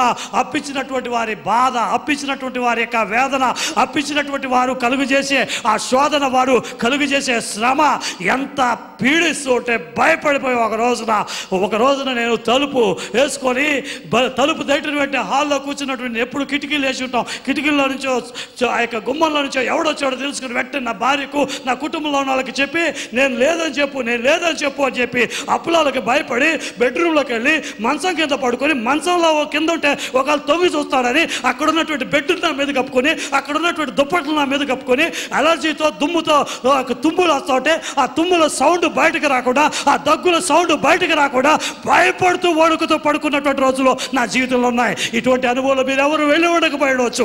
అయితే అంత భయంకరమైన పరిస్థితుల్లో నన్ను భయపెట్టినటువంటి అదే యెజబెలు ఆత్మ కలిగినటువంటి వ్యక్తిని మరొకసారి దేవుడి వాక్యం నాతో మాట్లాడింది. ఎందుకు నువ్వు భయపడుతున్నావు? ఎందుకు తృణమాత్రపు నలుడికి భయపడుతున్నావు? గడ్డి పోచబట్టి మనుషులకు నువ్వు ఎందుకు భయపడుతున్నావు? నేను నీకు తోడుగా ఉన్నానని దేవుడు చెప్పినటువంటి మాట నాకు ధైర్యాన్ని ఇచ్చింది. మరుసటి రోజు అదే అప్పులోడు వచ్చాడు. అదే అప్పులోడు ఇంకొక నలుగురు రౌడీలు తీసుకొచ్చాడు. తాగొచ్చారు. నీ బిడ్డను తీసుకెళ్తాం, డబ్బులు ఇచ్చి నీ కూతురుని తెచ్చుకో అన్నారు. నీ బిడ్డను తీసుకెళ్తాం, ఒకే ఒక అమ్మాయి, ఆ పిల్ల చిన్న పిల్ల, ఈ అమ్మాయిని తీసుకెళ్తాం, డబ్బులు ఇచ్చే విడిపించుకో అన్నాడు. మీ ఓనర్కి ఫోన్ కలిపి మీ ఓనర్కి అన్నా, మీ ఓనర్కి ఫోన్ కలిపో, నిన్ను పంపించినటువంటి యజమానికి ఫోన్ కలుపు, ఫోన్ చేయమన్నాడు. మాట్లాడా. అటువైపు ఎవరో పలానా, ఇటువైపు సురేష్ కుమార్ మాట్లాడుతున్నాను. నీ వాళ్ళు వచ్చారు, తాగి పొద్దున ఇంటి దగ్గరికి వచ్చారు, నా బిడ్డను తీసుకెళ్తామనుకుంటారు. జాగ్రత్త, ఇటువంటి కార్యాలు ఏది జరగదు. నీకు రావాల్సిన డబ్బులే, నీకు ఇవ్వాల్సిన డబ్బులే ఒకరోజు వెతుక్కుంటూ నీ ఇంటి దగ్గరికి వస్తాయి. మర్యాదగా నీ వాళ్ళని వెనక్కి వెళ్ళిపోమ్మని చెప్పు. ఎలా చెప్పారో నాకు తెలీదు, ఎలా మాట్లాడారో నాకు తెలీదు. పుట్టుకతో బ్రాహ్మణ్ణి. ఒకరి జోలికి వెళ్ళాం. మన చదువు అయింది, మన ఉద్యోగం అయింది, మన వ్యాపారం అయింది, అంతే. ఒకరి కుటుంబాల జోలికి వెళ్ళి గొడవలు పెట్టుకుని మనస్తత్వం కాదు అంది. రాయలసీమలో పుట్టిన ఫ్యాక్షనిస్ట్ కాదు నేను. ఎలా చెప్పింది తెలీదు. ఫోన్ వాళ్ళకి ఇవ్వు అన్నాడు. ఫోన్ ఇచ్చాను. బయలుదేరి వచ్చాను రా. నోరు విప్పకుండా, రెండో మాటలు మాట్లాడకుండా నలుగురు వెళ్ళిపోయారు. కారణం ఏంటంటే అంతకుముందు నన్ను భయపెట్టింది యెజబెలు ఆత్మ, అయితే నాకు ధైర్యం ఇచ్చింది యెహోవా ఆత్మ. దేవుడికి మాత్రం కలుగునుగా. హల్లెలూయా. నేను ధైర్యంగా చెప్పగలను. ఈరోజు పరిశుద్ధాత్మ దేవుడు నీతో మాట్లాడుతున్నాడు. నీ ఆత్మీయ జీవితాన్ని పాడు చేయాలని ఏదో ఒక్కొక్క మనిషిని ఒక్కొక్క బంధకంలో, ఒక్కొక్క మనిషిని ఒక్కొక్క చట్టంలో, వీళ్ళు తెలివే అంతే. ఈ యెజబెలు ఆత్మలు కలిగి ఉన్న వాళ్ళు ఏం చేస్తారంటే ఏదో ఒక దాంట్లో ఇరికిస్తారు. రోజువారి వడ్డీలను, దీంట్లో ఏదో ఒక లింక్ ఉంటుంది వాళ్ళకి. దేవుడు అంటున్నాడు, వాళ్ళని ఎదిరించి నిలబడండి. యెజబెలు ఆత్మకు ఎదిరించి నిలబడు. దేవుడు ఈరోజు నీ ఆత్మీయ జీవితము మునుపటి కన్నా ఎంతో శక్తివంతంగా కొనసాగటానికి దేవుడు నీకు సహాయం చేశాడు. అగ్ని కాదు, అగ్ని పర్వతాన్ని నువ్వు బద్దలు చేయగలిగినటువంటి కార్యాలు నా దేవుడు నీ జీవితంలో నెరవేర్చే దేవుడు అయినాడు. చేతులు పైకెత్తి ఒకసారి మనసారా దేవునికి స్తోత్రం చేద్దాం. నమ్మిన వారు చప్పట్లు కొట్టిన దేవుడు నన్ను విడిపిస్తాడని నమ్మినటువంటి వారు హల్లెలూయా. యెజబెలు ఆత్మ దేవుని ఆత్మ ఎదుట నిలబడదగినది కాదు. అది గొప్పది ఏమాత్రమో కాదు. హల్లెలూయా. సంతోషంగా దేవునికి స్తోత్రం చేద్దామా. ఎవరికి భయపడక్కల. మిమ్మల్ని ఎదిరించి పొగరుగా ప్రవర్తించమని చెప్పట్లా, ధైర్యంగా నిలబడండి. ఈరోజు చాలామంది ఫోన్లు తీయటానికి భయపడతారు, అప్పులోడికి భయపడతారు. నువ్వు చెప్పు, లేదని చెప్పు అంటారు. అప్పులోడికి భయపడి లేదని చెప్పారు. ఈరోజు డేట్, ఎవరికో కమిట్మెంటు, అయ్యో డబ్బు రాలే, ఏమవుతుంది. మీకు విషయం తెలుసా, ఈ దేశంలో, ఈ ప్రపంచంలో మన క్షేమం కోరేది ఇద్దరు. ఒకరు మన ఇంటి వాళ్ళు, రెండో వాళ్ళు అప్పిచ్చిన వాళ్ళు. మనం బతుకుంటేనే వాళ్ళకి డబ్బులు తిరిగి వస్తాయి. చేతులు పైకెత్తి దేవునికి స్తోత్రం. మనకు మంచి భద్రతను ఇస్తారు వాళ్ళు. మనకు ఒంట్లో బాగాలేదంటే హాస్పిటల్కి తీసుకెళ్తారు. ఎందుకు భయపడతారు మీరు? ఏం చేయడు. ధైర్యం చెప్పండి, ఏం చేయడు. మీకు కావాలని పొగరుతో ఎగ్గొట్టాలన్న కోరికతో చేస్తే మాత్రం దేవుడు ఊరుకోడు. నిజాయితీగా నీకు లేకపోతే, నిజాయితీగా నువ్వు కష్టంలో ఉంటే, నువ్వు యథార్థంగా బాధపడుతుంటే, దేవుడు నీకు ఇచ్చి నువ్వు అప్పు తీర్చేంత వరకు నీకు ఏ విధమైన శ్రమ రాకుండా దేవుడు కాపాడతాడు. ఏమేన్. దేవుడు నీకు ఇచ్చి నువ్వు తీర్చేంత వరకు నీకు ఇబ్బందులే రావు. ఏమేన్. యెజబెలు ఆత్మని నేనేం చేయలేవు. నీ ఆత్మీయ జీవితాన్ని ఎందుకమ్మా చర్చికి రావట్లా, ఏదో కారణం చెప్తావు. ఎందుకమ్మా అది జరుగుతుంది, ఏదో కానీ చెప్తావు. హల్లెలూయా. మా రిక్కీకి ఎంతమంది భయపడతారు చెప్పు నిజాయితీగా? రిక్కీకి అందరూ భయపడిన వాళ్ళు ఎవరినోడు చెప్పండి. నేను భయపడను, బాయ్స్ కూడా భయపడ్డు, పాస్టర్ భయపడదు, మానస భయపడు, శ్యామ్ భయపడు. మా ఫ్యామిలీ మెంబర్స్ కాకుండా ఒకరిద్దరికి భయం లేదు. కృపాకర్ కూడా భయపడ్డు. అయినా కృపాకర్ కూడా అప్పుడప్పుడు ఇట్టిట్ట అంటాడు. ఎందుకు భయం? ఒక సీక్రెట్ చెప్పనా? రికీకి 3000కు పైగా వాసనలు పసిగట్టే శక్తి ఉంది. అంతేకాకుండా ఎన్నో వేల వైబ్రేషన్స్ని గుర్తుపెట్టే శక్తి దానికి ఉంది. దాని యొక్క బ్రీడ్, జర్మన్ షెపర్డ్ కొన్న బ్రీడ్ అట్లాంటిది. అయితే ఏ కుక్క అయినా, రిక్కీ మాత్రం కాదు, ఊర కుక్క అయినా కూడా మనల్ని ఎప్పుడు కరుస్తుంది, ఎప్పుడు అరుస్తుంది, మన మీద ఎప్పుడు వెంటపడుతుందో తెలుసా? మన శరీరంలో కుక్కను చూడంగానే ఒక వైబ్రేషన్ వస్తుంది. లోపల తెలియని ఒక వైబ్రేషన్ వస్తుంది. మా పాలు ప్యాకెట్ తెచ్చి ఆయన అంటాడు, సార్ ఆయనకి చెప్పండి పాస్టర్ గారు, పాల అబ్బాయి పాలు తెస్తాడని దానికి చెప్పండి సార్ అంటాడు. రోజు చెప్తాడు. అది మామూలు వాళ్ళకన్నా పాల అబ్బాయి వచ్చినప్పుడు అలా గేటు మీద నిలబడుతుంది. సార్ దూకి వచ్చేస్తుందా అంటాడు. ఇంతవరకు ఎవరి మీద అలా దూకిన చరిత్ర లేదు అంటాను. మరి నాతోనే ఆరంభిస్తుందేమో సార్ అంటాడు. గమనించండి, దానికి ఏంటంటే ఎందుకు రిక్కీ అంత ఎగిసిపడుతుంది, కొంతమంది మీద పడదు. న్యూస్ పేపర్ వాడు పేపర్ వేస్తాడు, అది ఒక బాంబు పడినట్టు ఆ పేపర్ పట్టుకొని తీసుకెళ్ళిపోయి అక్కడికి ఇక్కడికి తీసుకెళ్ళిపోతుంది పేపర్ని. మొదటగా మా ఇంట్లో చదివేది ఎవరంటే పేపర్ అదే. అది చదివి 4 ముక్కలు చించి అది చదివి చించినావులే అంటారే, మా రిక్కి అదే చేస్తుంది. మొదటి పేజీ ఎప్పుడు చిరిగిపోయి ఉంటుంది అది పేపర్ తెచ్చిందంటే. అయిపోయిన తర్వాత ఎందుకు అటు ఇటు పరిగెడుతుందంటే గమనించండి, ఇతరుల కన్నా పాలబ్బాయి ఎక్కువ భయపడుతున్నాడు. ఆ వైబ్రేషన్ అది పసిగట్టగలుగుతుంది. అదే రోడ్డు మీద వెళ్తున్నారు అనుకోండి, కుక్కలు వెంటబడి తరుముతా ఉంటే మీరు ఇంకా వేగంగా వెళ్ళండి, డెఫినెట్గా మేము వెంటబడుతూనే ఉంటాయి. ఒక్క నిమిషం ఆగండి,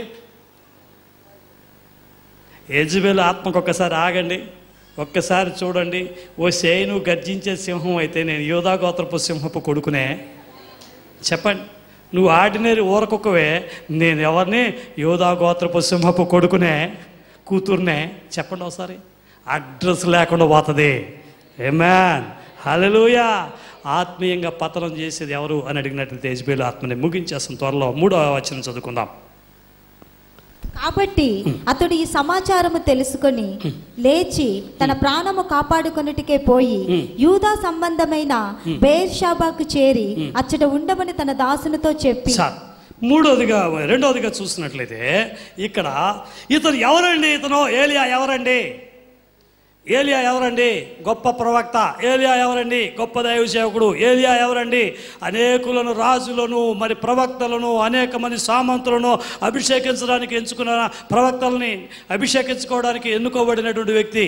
ఇప్పుడు ఇతను ఏమయ్యాడంటే ఇక్కడి నుంచి పారిపోయాడు.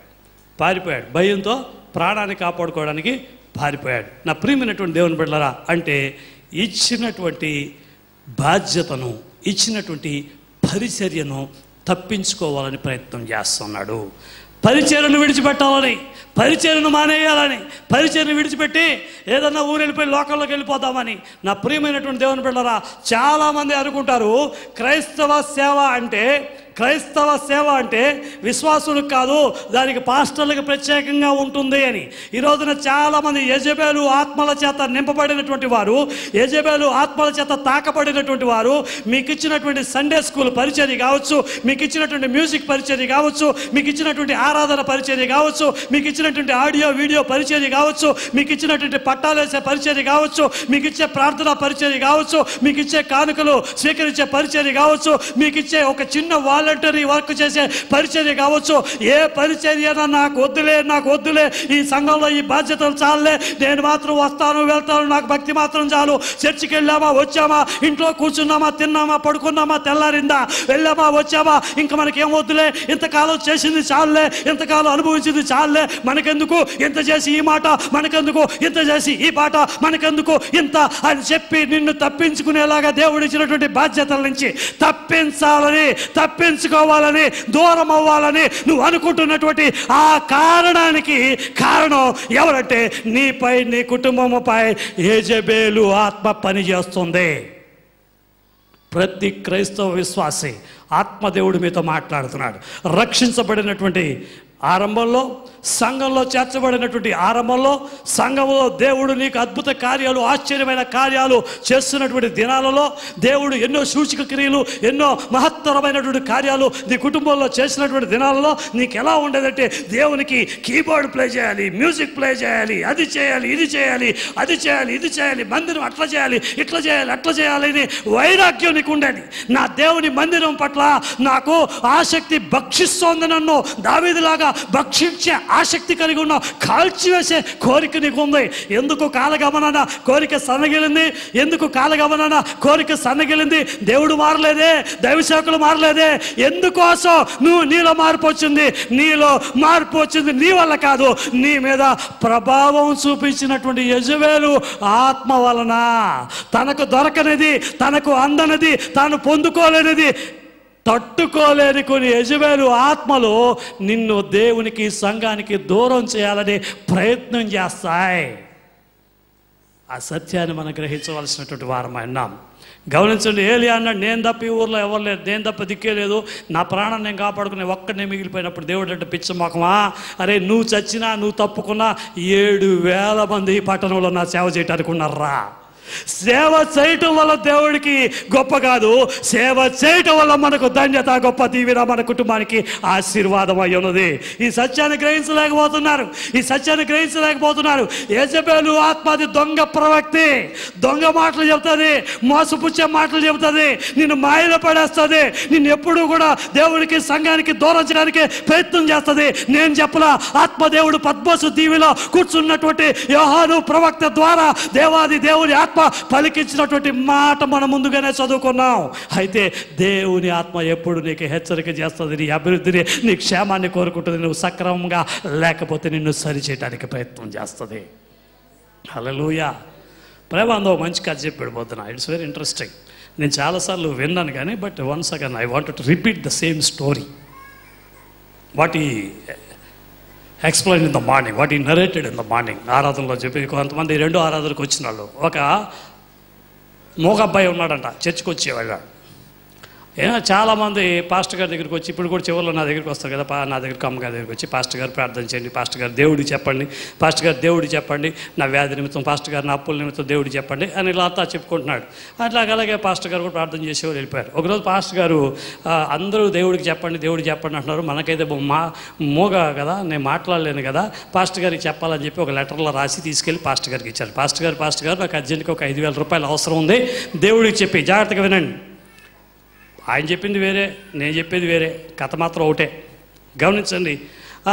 నాకు ఒక 5,000 రూపాయలు అవసరం ఉంది అని చెప్పంగానే పాస్టర్ గారు పాపం ఏం చేశాడంటే, ఆ లెటర్ చూసి దేవుడికి చెప్పి ఇప్పించండి అన్నాడు మోగాడు. లెటర్ తీసుకొని చదివి ఆ లెటర్ చూసి పాపం 5,000 రూపాయలే కదా, మన దగ్గర ఉన్నది ఏదో ఇద్దాంలే అని చెప్పి దేవుని దగ్గర కాకుండా ఇతను ఏం చేశాడంటే, అతని దగ్గర 4,000 రూపాయలు కవర్లు వేసి అని ఆ కుర్రాడికి ఇచ్చాడట.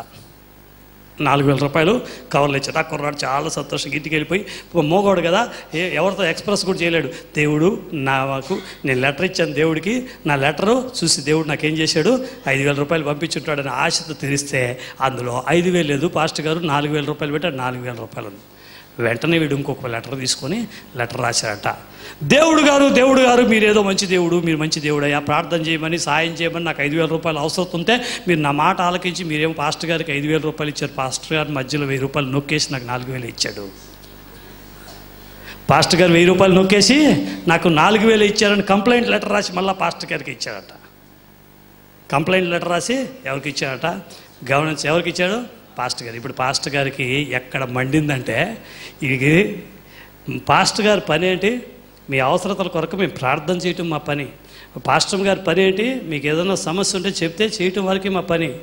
ఒక్కోసారి దేవుడు పెట్టిన కనికరాన్ని బట్టి, దేవుడు దయచేసినటువంటి ప్రేమను బట్టి, దేవుడు అందించినటువంటి ఆ యొక్క గతంలో దేవుడు నాకు చేశాడు, ఈ సందర్భంలో నేను ఒకరికి చేయగలిగిన స్థితిలో ఉన్నారని మరొక చెయ్యి ఇవ్వటానికి వస్తే సహాయం పొందుకున్నటువంటి చేతులు ఈరోజు ఏం చేస్తారు, ఇంకా నాకు ఇవ్వలేదు, ఇంతే ఇచ్చాడు అన్నటువంటి కుంచిత స్వభావం కలిగినటువంటి కొంతమంది మనుషుల్లో యెజబెలు ఆత్మ ప్రవేశించి, బ్రదరో సిస్టరో, పాస్టర్ గారు ఇవ్వాలని కూడా ఎంతైనా ఇవ్వగలడు. బిల్డింగ్ కట్టాడా, సూరంపల్లిలో స్కూల్ కడుతున్నాడు, 2 అంతస్తులు అయిపోయిందంట, 3వ అంతస్తు కూడా బిగినైందంట, 4వ అంతస్తు కూడా ఎంత ఉట్టి మాటలు అన్నమాట, ఇటు గాలి మాటలు అని చెప్తారు, అయిపోయిందంట. మీకు తెలుసా, పక్కన పొలం మొన్ననే రిజిస్ట్రేషన్ అయిందంట, వెనకాల పొలం బేరం మాట్లాడుతున్నారు, మీకు తెలియదు పాస్టర్ గారు ఇక్కడ కారు నిలబెట్టి ఇట్లా చెప్తాను, నేను చూసా, ఆమెను చెప్పండి అందరూ. ఇలా అంతా చెప్పి ఆయన ఇవ్వగలడు, కావాలని చేస్తున్నాడు, ఆయన ఇవ్వట్లా. నీకు ఎట్ట వీడికి మొదటి ఇచ్చిందే వీడికి అనవసరం, మొదటి దీనికి చేసిందే ఏదో దేవుడు ఇచ్చిన ప్రేమతో చేసింది. ఇప్పుడు ఈ యెజబెలు ఆత్మ వీళ్ళలో పనిచేయటం ఆరంభిస్తుంది. ఏం చేస్తుంది, ఉత్తి పుణ్యానికి మనం మంచి చేసినటువంటి వ్యక్తికి మేలు చేయకపోగా ఇప్పుడు ఈరోజు సంఘాన్ని పాడు చేయడానికి నానా రకాలైనటువంటి మాటలు అక్కడ ఇక్కడ చెప్పడం ఆరంభిస్తుంది. నా ప్రియమైన దేవుని బిడ్డలారా, దేవుడి సంఘాన్ని ఎంతగానో ప్రేమిస్తున్నాడు. నువ్వు ఒకవేళ యెజబెలు ఆత్మ చేత తాకబడి ఉంటే, యెజబెలు ఆత్మ నిన్ను ముట్టుంటే, దేవుడు నిన్ను అలాగే నాశనంలోకి విడిచిపెట్టాలని, సంఘం నుండి నిన్ను దూరం చేయాలని దేవుడు అనుకోవట్లా. దేవుడు మునిపటి కన్నా శక్తివంతంగా నిన్ను దేవుడు తయారు చేసి ఆ యెజబెలు ఆత్మ బారి నుండి నిన్ను, నీ కుటుంబాన్ని దేవుడు కాపాడాలని ఇష్టపడుతున్నాడు. చేతుల పైకి ఒకసారి దేవుడికి స్తోత్రం కదా. హల్లెలూయా. నేను జీవితంలో నాకు బాగా నచ్చినటువంటి ఒక మాట, నా ఇష్టపడే ఒక మాట ఏంటంటే gratitude. I love that word very much. Gratitude అంటే ఏంటో తెలుసా? కృతజ్ఞత. కృతజ్ఞత లేనివాడు నా దృష్టిలో మనిషే కాదోడు. కృతజ్ఞత లేనివాడు మానవత్వమే లేనటువంటి వాడు. కృతజ్ఞత లేనటువంటి వ్యక్తి నేను మనిషిగానే కన్సిడర్ చేయను. కృతజ్ఞత లేని వాళ్ళతో స్నేహాన్ని కూడా నేను ఇష్టపడను. కృతజ్ఞత లేని వాళ్ళని దూరంగా పెట్టడాన్ని నేను ఇష్టపడతాను. కృతజ్ఞత లేని వారితో నేను దూరం అయిపోవటానికి నేను ఎంత ఖర్చు పెట్టినా దూరం అయిపోతాను. ఎందుకంటే మనకు ఎందుకు ఇవ్వాలి అని ఒక్కసారి ఆలోచిస్తే ఇచ్చిన దాన్ని బట్టి మనం కృతజ్ఞత కలిగిన వారంగా ఉంటాం. దేవునికి మాత్రం మహిమ కలుగును గాక. ఎందుకు ఒక పూట అన్నం పెట్టాలి? ఎందుకు మన చేతికి 10 రూపాయలు ఇవ్వాలి? ఎందుకు మనకు ఒక సైకిల్ కొని పెట్టాలి? ఎందుకు మనకు పుస్తకాలు కొని పెట్టాలి? ఎందుకు మనకు ఫీజులు కట్టాలి? ఎందుకు మనకి ఇవన్నీ చేయాలి? ఒక్కసారి ఆలోచిస్తే మన జీవితంలో దేవుని పట్ల కృతజ్ఞత పెరుగుతుంది. హల్లెలూయా. నేను ధైర్యంగా చెప్పగలను, ఎంగిలి అన్నం తిని పైకి వచ్చినోడు నేను. ఒక అన్నయ్య తాను చదువుకుంటున్నటువంటి రోజులో మా అమ్మ నన్ను చదివించడానికి స్తోమత లేకపోతే ఆయన తిన్నటువంటి ఎంగిలి అన్నము ఒక పక్కన తిని ఇంకొక యూనివర్సిటీ స్టూడెంట్ నాకు అన్నం తీసుకొచ్చి పక్కన పెడితే ఆ మిగిలినటువంటి పోర్షన్, ఎందుకంటే నేను హై స్కూల్ స్టూడెంట్, ఆయన యూనివర్సిటీ స్టూడెంట్, యూనివర్సిటీ హాస్టల్లో హై స్కూల్ స్టూడెంట్ని అలో చేయరు. అలాంటి సందర్భంలో నాకు అన్నం పెట్టాలని పాపం చదువుకోవడానికి మంచి ఆసక్తి కలిగిన బ్రిలియంట్ అయిన స్టూడెంటు, ఇతనికి ఏ విధంగా అయినా చదువుకోవాలని ఆసక్తి ఉంది, పాప తండ్రి చనిపోయాడు, ఇతనికి సాయం చేయాలని ఒకవైపు అన్నం తిని తను ఎక్కువగా అన్నం ప్లేట్లు వేసుకొని తీసుకొచ్చినటువంటి ఆ దినాలు నేను నేటికి కూడా మర్చిపోలేదు. ఒకవేళ ఆ అన్నయ్య నా జీవితంలో ఏ రోజున్నా తారసిల్తో చెప్తాను, నేను ఒక ఇంజనీర్గా ఎదగడానికి ఆ రోజు నువ్వు చేసినటువంటి సాయం నాకెంతో గొప్పది అని చెప్పగలను నేను. ఇప్పుడు ఆయన ఎక్కడున్నాడో ఏమో నాకు తెలియదు. ఆ విధంగా నా జీవితంలో నాకు అవకాశం ఉన్న కొలది కూడా నాకు సహాయం చేసిన ప్రతి ఒక్కరిని నేను కలుసుకుంటూనే ఉన్నాను. ప్రత్యుపకారంగా వాళ్ళకి కలిసి కృతజ్ఞత చెప్పే స్థితిలో నాకు ఒక కృతజ్ఞత కలిగిన హృదయం మా కుటుంబానికి దేవుడు దయచేశాడు. ఈ దేవుడు మాకేం చేశాడు అంటే, మా దేవుడు ఈరోజు ఏం చేశాడు అంటే, నా అప్పుల్లోంచి తీర్చడం కాదు, నశించి నాశనం అయిపోవాల్సినటువంటి నా జీవితాన్ని ఈరోజు 10 మందికి పనికొచ్చే ఒక పాత్రగా మా కుటుంబాన్ని ఇక్కడ నిలబెట్టి 13 సంవత్సరాల పాటు ఆయన పరిచయంలో నడిపించి మరొక నూతన సంవత్సరంలోనికి నడిపించాడు. అందరిని బట్టి ఏమిచ్చి ఆయన రుణం నేను తీర్చుకోగలను. హల్లెలూయా. గ్రాటిట్యూడ్ కృతజ్ఞత చాలా ప్రాముఖ్యం. దేవుడు మనకు మేలు చేశాడు. ఆ మేలుకు ప్రత్యుపకారంగానే మన చేతనైన మ్యూజిక్, చేతనైన పిఎస్ సిస్టమ్, చేతనైన పట్టాలైన, చేతనైన ఓడటం, చేతనైన తొడవటం, చేతనైన మన దేవునికి చేస్తున్నాం. ఆయన ఇచ్చిన దానికి ప్రతిగా మనం ఏమిచ్చి కూడా ఆయన రుణం తీర్చుకోలేం. ఆయన మనకు గొప్ప ధన్యతనిచ్చాడు.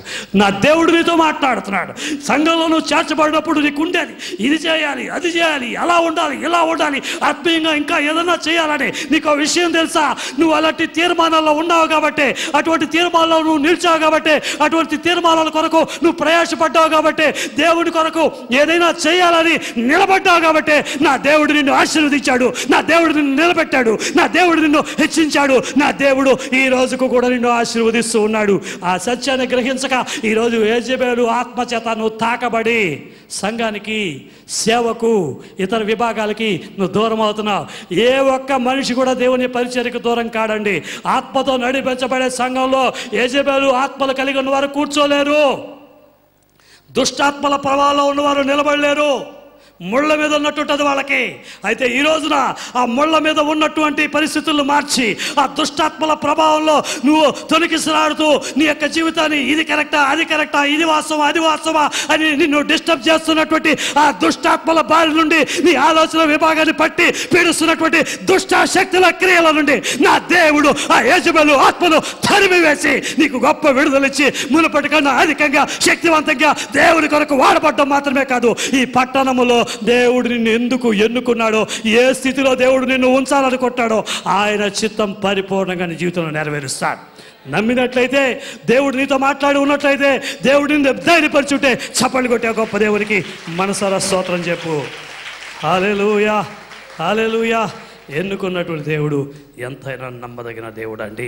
ముగింపులోకి వచ్చేసి 4వ వచనం చదువుకుని ముగించుకుందాం. తాను ఒక దిన ప్రయాణము అరణ్యంలోనికి పోయి ఒక బదరీ వృక్షము క్రింద కూర్చుండి మరణాపేక్ష గలవాడై, యెహోవా, నా పితరుల కంటే నేను ఎక్కువ వాడను కాను, ఇంత మట్టుకు చాలును, నా ప్రాణము తీసుకొనుము అని ప్రార్థన చేసెను. 5-6 కూడా చదువు. అతడు బదరీ వృక్షము క్రింద పరుండి నిద్రించుచుండగా ఒక దేవదూత వచ్చి అతన్ని ముట్టి, నీవు లేచి భోజనము చేయమని చెప్పెను. అతడు చూచినంతలో అతని తల దగ్గర నిప్పుల మీద కాల్చబడిన అప్పమును నీళ్ల బుడ్డియు కనబడిను గనుక అతడు భోజనము చేసి తిరిగి పరుండెను. గమనించండి, చాలా ముగింపులోకి వచ్చేస్తున్నాను. వేగంగా ఇంటికి వెళ్ళి చదువుకొని continue this portion afterwards as soon as you reach home. గమనించండి, చూసినట్లయితే ఇక్కడ యెజబెలు ఆత్మ ఏం చేస్తుందంటే సొమ్మశిల చేస్తుంది. యెజబెలు ఆత్మ ఏం చేస్తుందంటే మరణాపేక్ష కలుగు చేస్తుంది. అంటే సూసైడ్ స్పిరిట్ని తీసుకొస్తుందండి ఈ యొక్క యెజబెలు ఆత్మ. సూసైడ్ స్పిరిట్ని మనలోనికి ప్రొవోక్ చేస్తుంది ఈ యొక్క యెజబెలు ఆత్మ. ఏంటంటే కుటుంబంలో జరుగుతున్నటువంటి కార్యాలు, సంఘంలో మనకు జరుగుతున్నటువంటి కార్యాలు, సమాజంలో మనం ఎదుర్కొంటున్నటువంటి సమస్యలు, మన కుటుంబం ఆర్థికంగా, మన కుటుంబం ఆత్మీయంగా, మన కుటుంబం బలహీనపడిపోయి వ్యాపారం లేక, వృత్తి లేకుండా, ఉద్యోగం లేకుండా, సంపాదన లేకుండా ఎటైనా వెళ్ళిపోదాం, ఏ ఊరైనా వెళ్ళిపోదాం, ఎక్కడైనా బతుకుతెరు చేసుకుంటాం, అక్కడి నుంచి సంపాదించుకుని దూరంగా ఉండి మన పిల్లల్ని, కుటుంబాన్ని కాపాడుకుందాం. ఎలాగైనా సరే ఇక్కడ నేను బతకలేను, పువ్వులు అమ్మిన చోట కట్టెలు అమ్మలేను, నా జీవితం చాలులే, ఇక కుదరదులే, అయిపోయిందిలే, ఉన్న ఆస్తి అమ్ముకుందాం, ఇల్లు అమ్ముకుందాం, అవి తాకట్టు పెడదాం, వీటిని అమ్మేద్దాం, తాకట్లో ఉన్నవాడిని ఇలా ఇచ్చేద్దాం, ఇక మనకు శక్తి లేదు, ఇక మన బలం లేదు, ఈ యొక్క సమస్యల నుంచి మనం బయటకు రాలేము, పేపర్లో తాకట్టు పెడదాం, అవసరమైతే ఇల్లు అమ్మేద్దాం, ఎలాగైనా సరే అప్పుల్లో నుంచి బయటకు వచ్చేసి ఏదన్నా ఊరు వెళ్ళిపోదాం అని సొమ్మసిల్లిపోతూ ఉంటుంది. సొమ్మసిల్ల చేస్తుందండి యెజబెలు ఆత్మ. ఒక భయం కలుగజేసి, కలవరం కలుగజేసి, దేవునికి దూరం చేయటం మాత్రమే కాదు, నీకు లైఫ్ పట్ల ఒక విరక్తిని కలుగజేస్తుంది. ఏం చేస్తున్నాంలే భక్తి, ఏం వెళ్తున్నాంలే చర్చికి, ఏం వింటున్నాం, రాసుకుంటున్నాం, వచ్చేస్తున్నాం, ఏం జరుగుతుందిలే, మనకు పిల్లల్ని చూస్తే అట్లా ఉన్నారు, పెద్దవాళ్ళని చూస్తే ఇలా ఉన్నారు, ఇంట్లో చూస్తే బాధ్యత లేని వాళ్ళుగా ఉన్నారు, ఏం జరుగుతుందో ఇంట్లో, ఏం జరుగుతుంది మన జీవితంలో, ఇంకేం దేవుడు మంచివాళ్ళే అండి, మన వల్ల కాదులే, ఆ భక్తి మనం చేయలేములే. ఇవంతా కూడా ఈ సొమ్మసిల్ల చేసి నీ మనసులో ఒక సొమ్మసిల్ల చేసే ఒక ఆలోచన కలిగజేసేది యెజబెలు ఆత్మ. చివరికి నేను ఎక్కడికి తీసుకెళ్తుందంటే, ఈ బతుకు నేను బతకలేనులే, ఎక్కడికైనా అలా కూడా కొంత ప్రయత్నం చేస్తాం, వేరే ఊరు వెళ్ళి బతకాలనుకుంటున్నాం, వేరే వ్యాపారం చేసి బతకాలనుకుంటున్నాం, వేరే వృత్తి చూసి బతకాలనుకుంటున్నాం, వేరే ఉద్యోగం చేసి బతకాలనుకుంటున్నాం, ఇది కుదరదులే, అది కుదరలే, అది చేద్దాంలే, ఇది చేద్దాంలే, ఇది కాదులే, ఎన్నో ప్రయత్నాలు చేస్తాం. చివరికి మన వల్ల కాలేదులే, మనం చనిపోదాంలే, చనిపోతే ఇన్సూరెన్స్ వస్తుంది, చనిపోతే అది వస్తుంది, చనిపోతే ఇది వస్తుంది, ఈ కుటుంబం ఎలాగైనా పోన్లే, నా వల్ల కాలేదయా, నేను ప్రయత్నం చేశా, నా వల్ల కాలేదయా. ఇవన్నీ కూడా నా జీవితంలో జరిగినటువంటి సంభవాలే నేను మీతో పంచుకుంటున్నా. మరణాపేక్ష కలిగినటువంటి కార్యాలు తీసుకొస్తుంది యెజబెలు ఆత్మ. అప్పులు ఒక పక్క పెరిగిపోతూ ఉంటాయి, సమస్యలకు పక్క పెరిగిపోతూ ఉంటాయి, కుటుంబంలో వాళ్ళకి ఇవేమీ తెలియదు, ఎలా వస్తుందో, ఏ విధంగా చేస్తుందో ఎవరికి తెలియదు, ఇంట్లో వాళ్ళకి తెలియదు. నువ్వు వ్యాపారంలో రోజు రోజుకి కూరుకుపోతున్నావు, నగలు తాకట్లో పెట్టి అప్పుల్లోకి వెళ్ళిపోయింది, మునిగిపోయింది, ఆ లోను ఈ లోను, చేతనైన నీ లోన్లు తీసుకున్నావు, ఎక్కడెక్కడ అవకాశం ఉంది అందరి దగ్గర చేయి చెప్పావు, ఇక నువ్వు నీ వల్ల కాదు, నీ బతుకు అంతే. గమనించండి, ఈ మరణాపేక్ష కలిగినటువంటి ఆత్మ ఎంతోమందిని తాకింది. మోషే అంటాడు, నేను బతకలేను అంటాడు మోషే, సంఖ్యాకాండంలో మనం చూడగలం. ఇర్మియా అంటాడు, నేను బతుకు మీద నాకు ఆశ లేదంటాడు. యోబు అంటాడు, 3వ అధ్యాయంలో నేను పొద్దున చదువుతుంటే ఎందుకు పేజీ తిప్పినప్పుడు 3వ అధ్యాయంలో కనబడింది, నా పుట్టినరోజు అంటే నాకు భయం వేస్తుంది, ఆ పుట్టినరోజు నేను పుట్టకపోయేటో బాగుంటుంది, నేను చచ్చినా బాగుంది అంటాడు యోబు జీవితంలో కానీ, ఇర్మియా జీవితంలో కానీ, మోషే జీవితంలో కానీ, మనం ఇప్పుడు చదువుకుంటున్నటువంటి ఏలియా జీవితంలో కానీ ప్రభావం చూపిన యెజబెలు ఆత్మ అడ్రస్ లేకుండా పోయింది. అయితే ప్రభావం చూపబడినటువంటి వారు వాటిలో నుండి తప్పించబడి చరిత్ర పురుషులుగా చరిత్రలోకి ఎక్కి ఈరోజు మనం ఘనంగా చెప్పుకునేటట్టుగా దేవుడు వారిని హెచ్చించాడు. నువ్వు నమ్ము. సమస్యలపైన హృదయం ఉందా నీకు? మరణాపేక్ష ఉందా నీకు? ఎందుకు ఈ జీవితం ఏమైపోతుందో అర్థం కావట్లేదు నీకు? నీ బతుకు ఎట్లాగైపోతుందో, ఏమైపోతుందో అనుకుంటున్నావా? నా దేవుడు నిన్ను ఊరకెక్కడికి తీసుకురాలా, నువ్వు చావడం కాదు, అనేక మంది మరణ స్థితిలో ఉన్నటువంటి వాటిని బ్రతికించడానికి దేవుడు నిన్ను ఇక్కడ తీసుకొచ్చాడు. అనేక మందికి జీవం పోయడానికి, అనేక మందికి నిన్ను ఆశీర్వాదకరంగా నియమించడానికి దేవుడు నిన్ను ఇక్కడికి తీసుకొచ్చాడు. నన్ను కూడా అలాగేనారు, వెళ్ళిపో, చెన్నై విడిచి వెళ్ళిపో, ఆంధ్రప్రదేశ్ మీ సొంత రాష్ట్రం కదా, ఆంధ్రాకి వెళ్ళిపో, ఇక్కడ ఐపీ పెట్టేసి వెళ్ళిపో దూరంగా, ఎక్కడికైనా వెళ్ళిపో. ఐపీ అంటే తెలుసా? Insolvency petition. ఐపీ పెట్టి వెళ్ళిపో, నువ్వేమీ ఒక్కర్లా, దూరంగా వెళ్ళిపో, కొత్త జీవితం ఆరంభించు, ఎవరికి లేకుండా సెపరేట్గా బతుకో, వెళ్ళిపో అన్నాడు. ఒక మంచి అవకాశం వచ్చింది. గల్ఫ్ దేశంలో నెలకు 3 లక్షలు 4 లక్షల పైన జీతం కలిగిన ఒక మంచి టొయోటా కంపెనీలో జాబ్, హ్యాపీగా వెళ్ళిపోవచ్చు, పెద్ద ఉద్యోగం, దేవుని విడిచి దూరంగా వెళ్ళిపోవచ్చు, వెళ్ళిపో, మంచి అవకాశం. అయితే నా దేవుడు ఆ యెజబెలు ఆత్మ నాకు భయమును కలుగు చేసినట్లుగా, యెజబెలు ఆత్మ నాకు ధైర్యాన్ని సన్నగిల చేసినట్లుగా, యెజబెలు ఆత్మ మరణాపేక్ష కలుగు చేసినటువంటి రీతిలో ఉన్న స్థితిలో నా దేవుని ఆత్మ నన్ను ఉంచక వాటన్నిటిలో నుంచి విడిపించి ఎక్కడ బిజినెస్లో నేను అవమానించబడ్డానో అక్కడ బిజినెస్లోనే నా దేవుడు నన్ను ఆశీర్వదించాడు, నా గుడారమును విశాలపరిచాడు, నా అప్పులన్నీ తీర్చాడు, అక్కడే నా దేవుడు తల ఎత్తుకునేటట్టు చేశాడు. నా ప్రియమైన దేవుని బిడ్డలారా, ఆత్మదేవుడు నీతో మాట్లాడుతున్నాడు. అయిపోయింది అనుకుంటాం నీ జీవితం, ఎవడు చెప్పాడు అయిపోతుందని? నా దేవుడు చెప్తున్నాడు.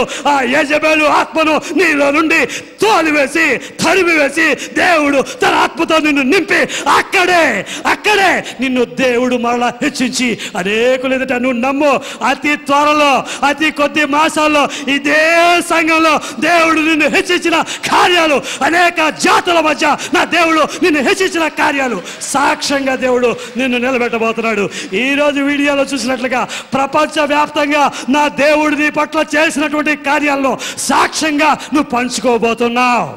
సమస్యలు చేసి మరణాపేక్ష కలుగు చేసినటువంటి యెజబెలు ఆత్మ బారి నుండి నా దేవుడు నేడు తప్పించబోతున్నాడు. నా దేవుడు నిన్ను విడిపించబోతున్నాడు. నమ్మిన వారు మాత్రం చప్పట్లు కొడుతూ మోకరించి మహోన్నతుడైనటువంటి దేవునికి మహిమను చెల్లిస్తూ మోకరించి దేవుని వైపు చూద్దాం. హల్లెలూయా, హల్లెలూయా. సాతాను అధికారము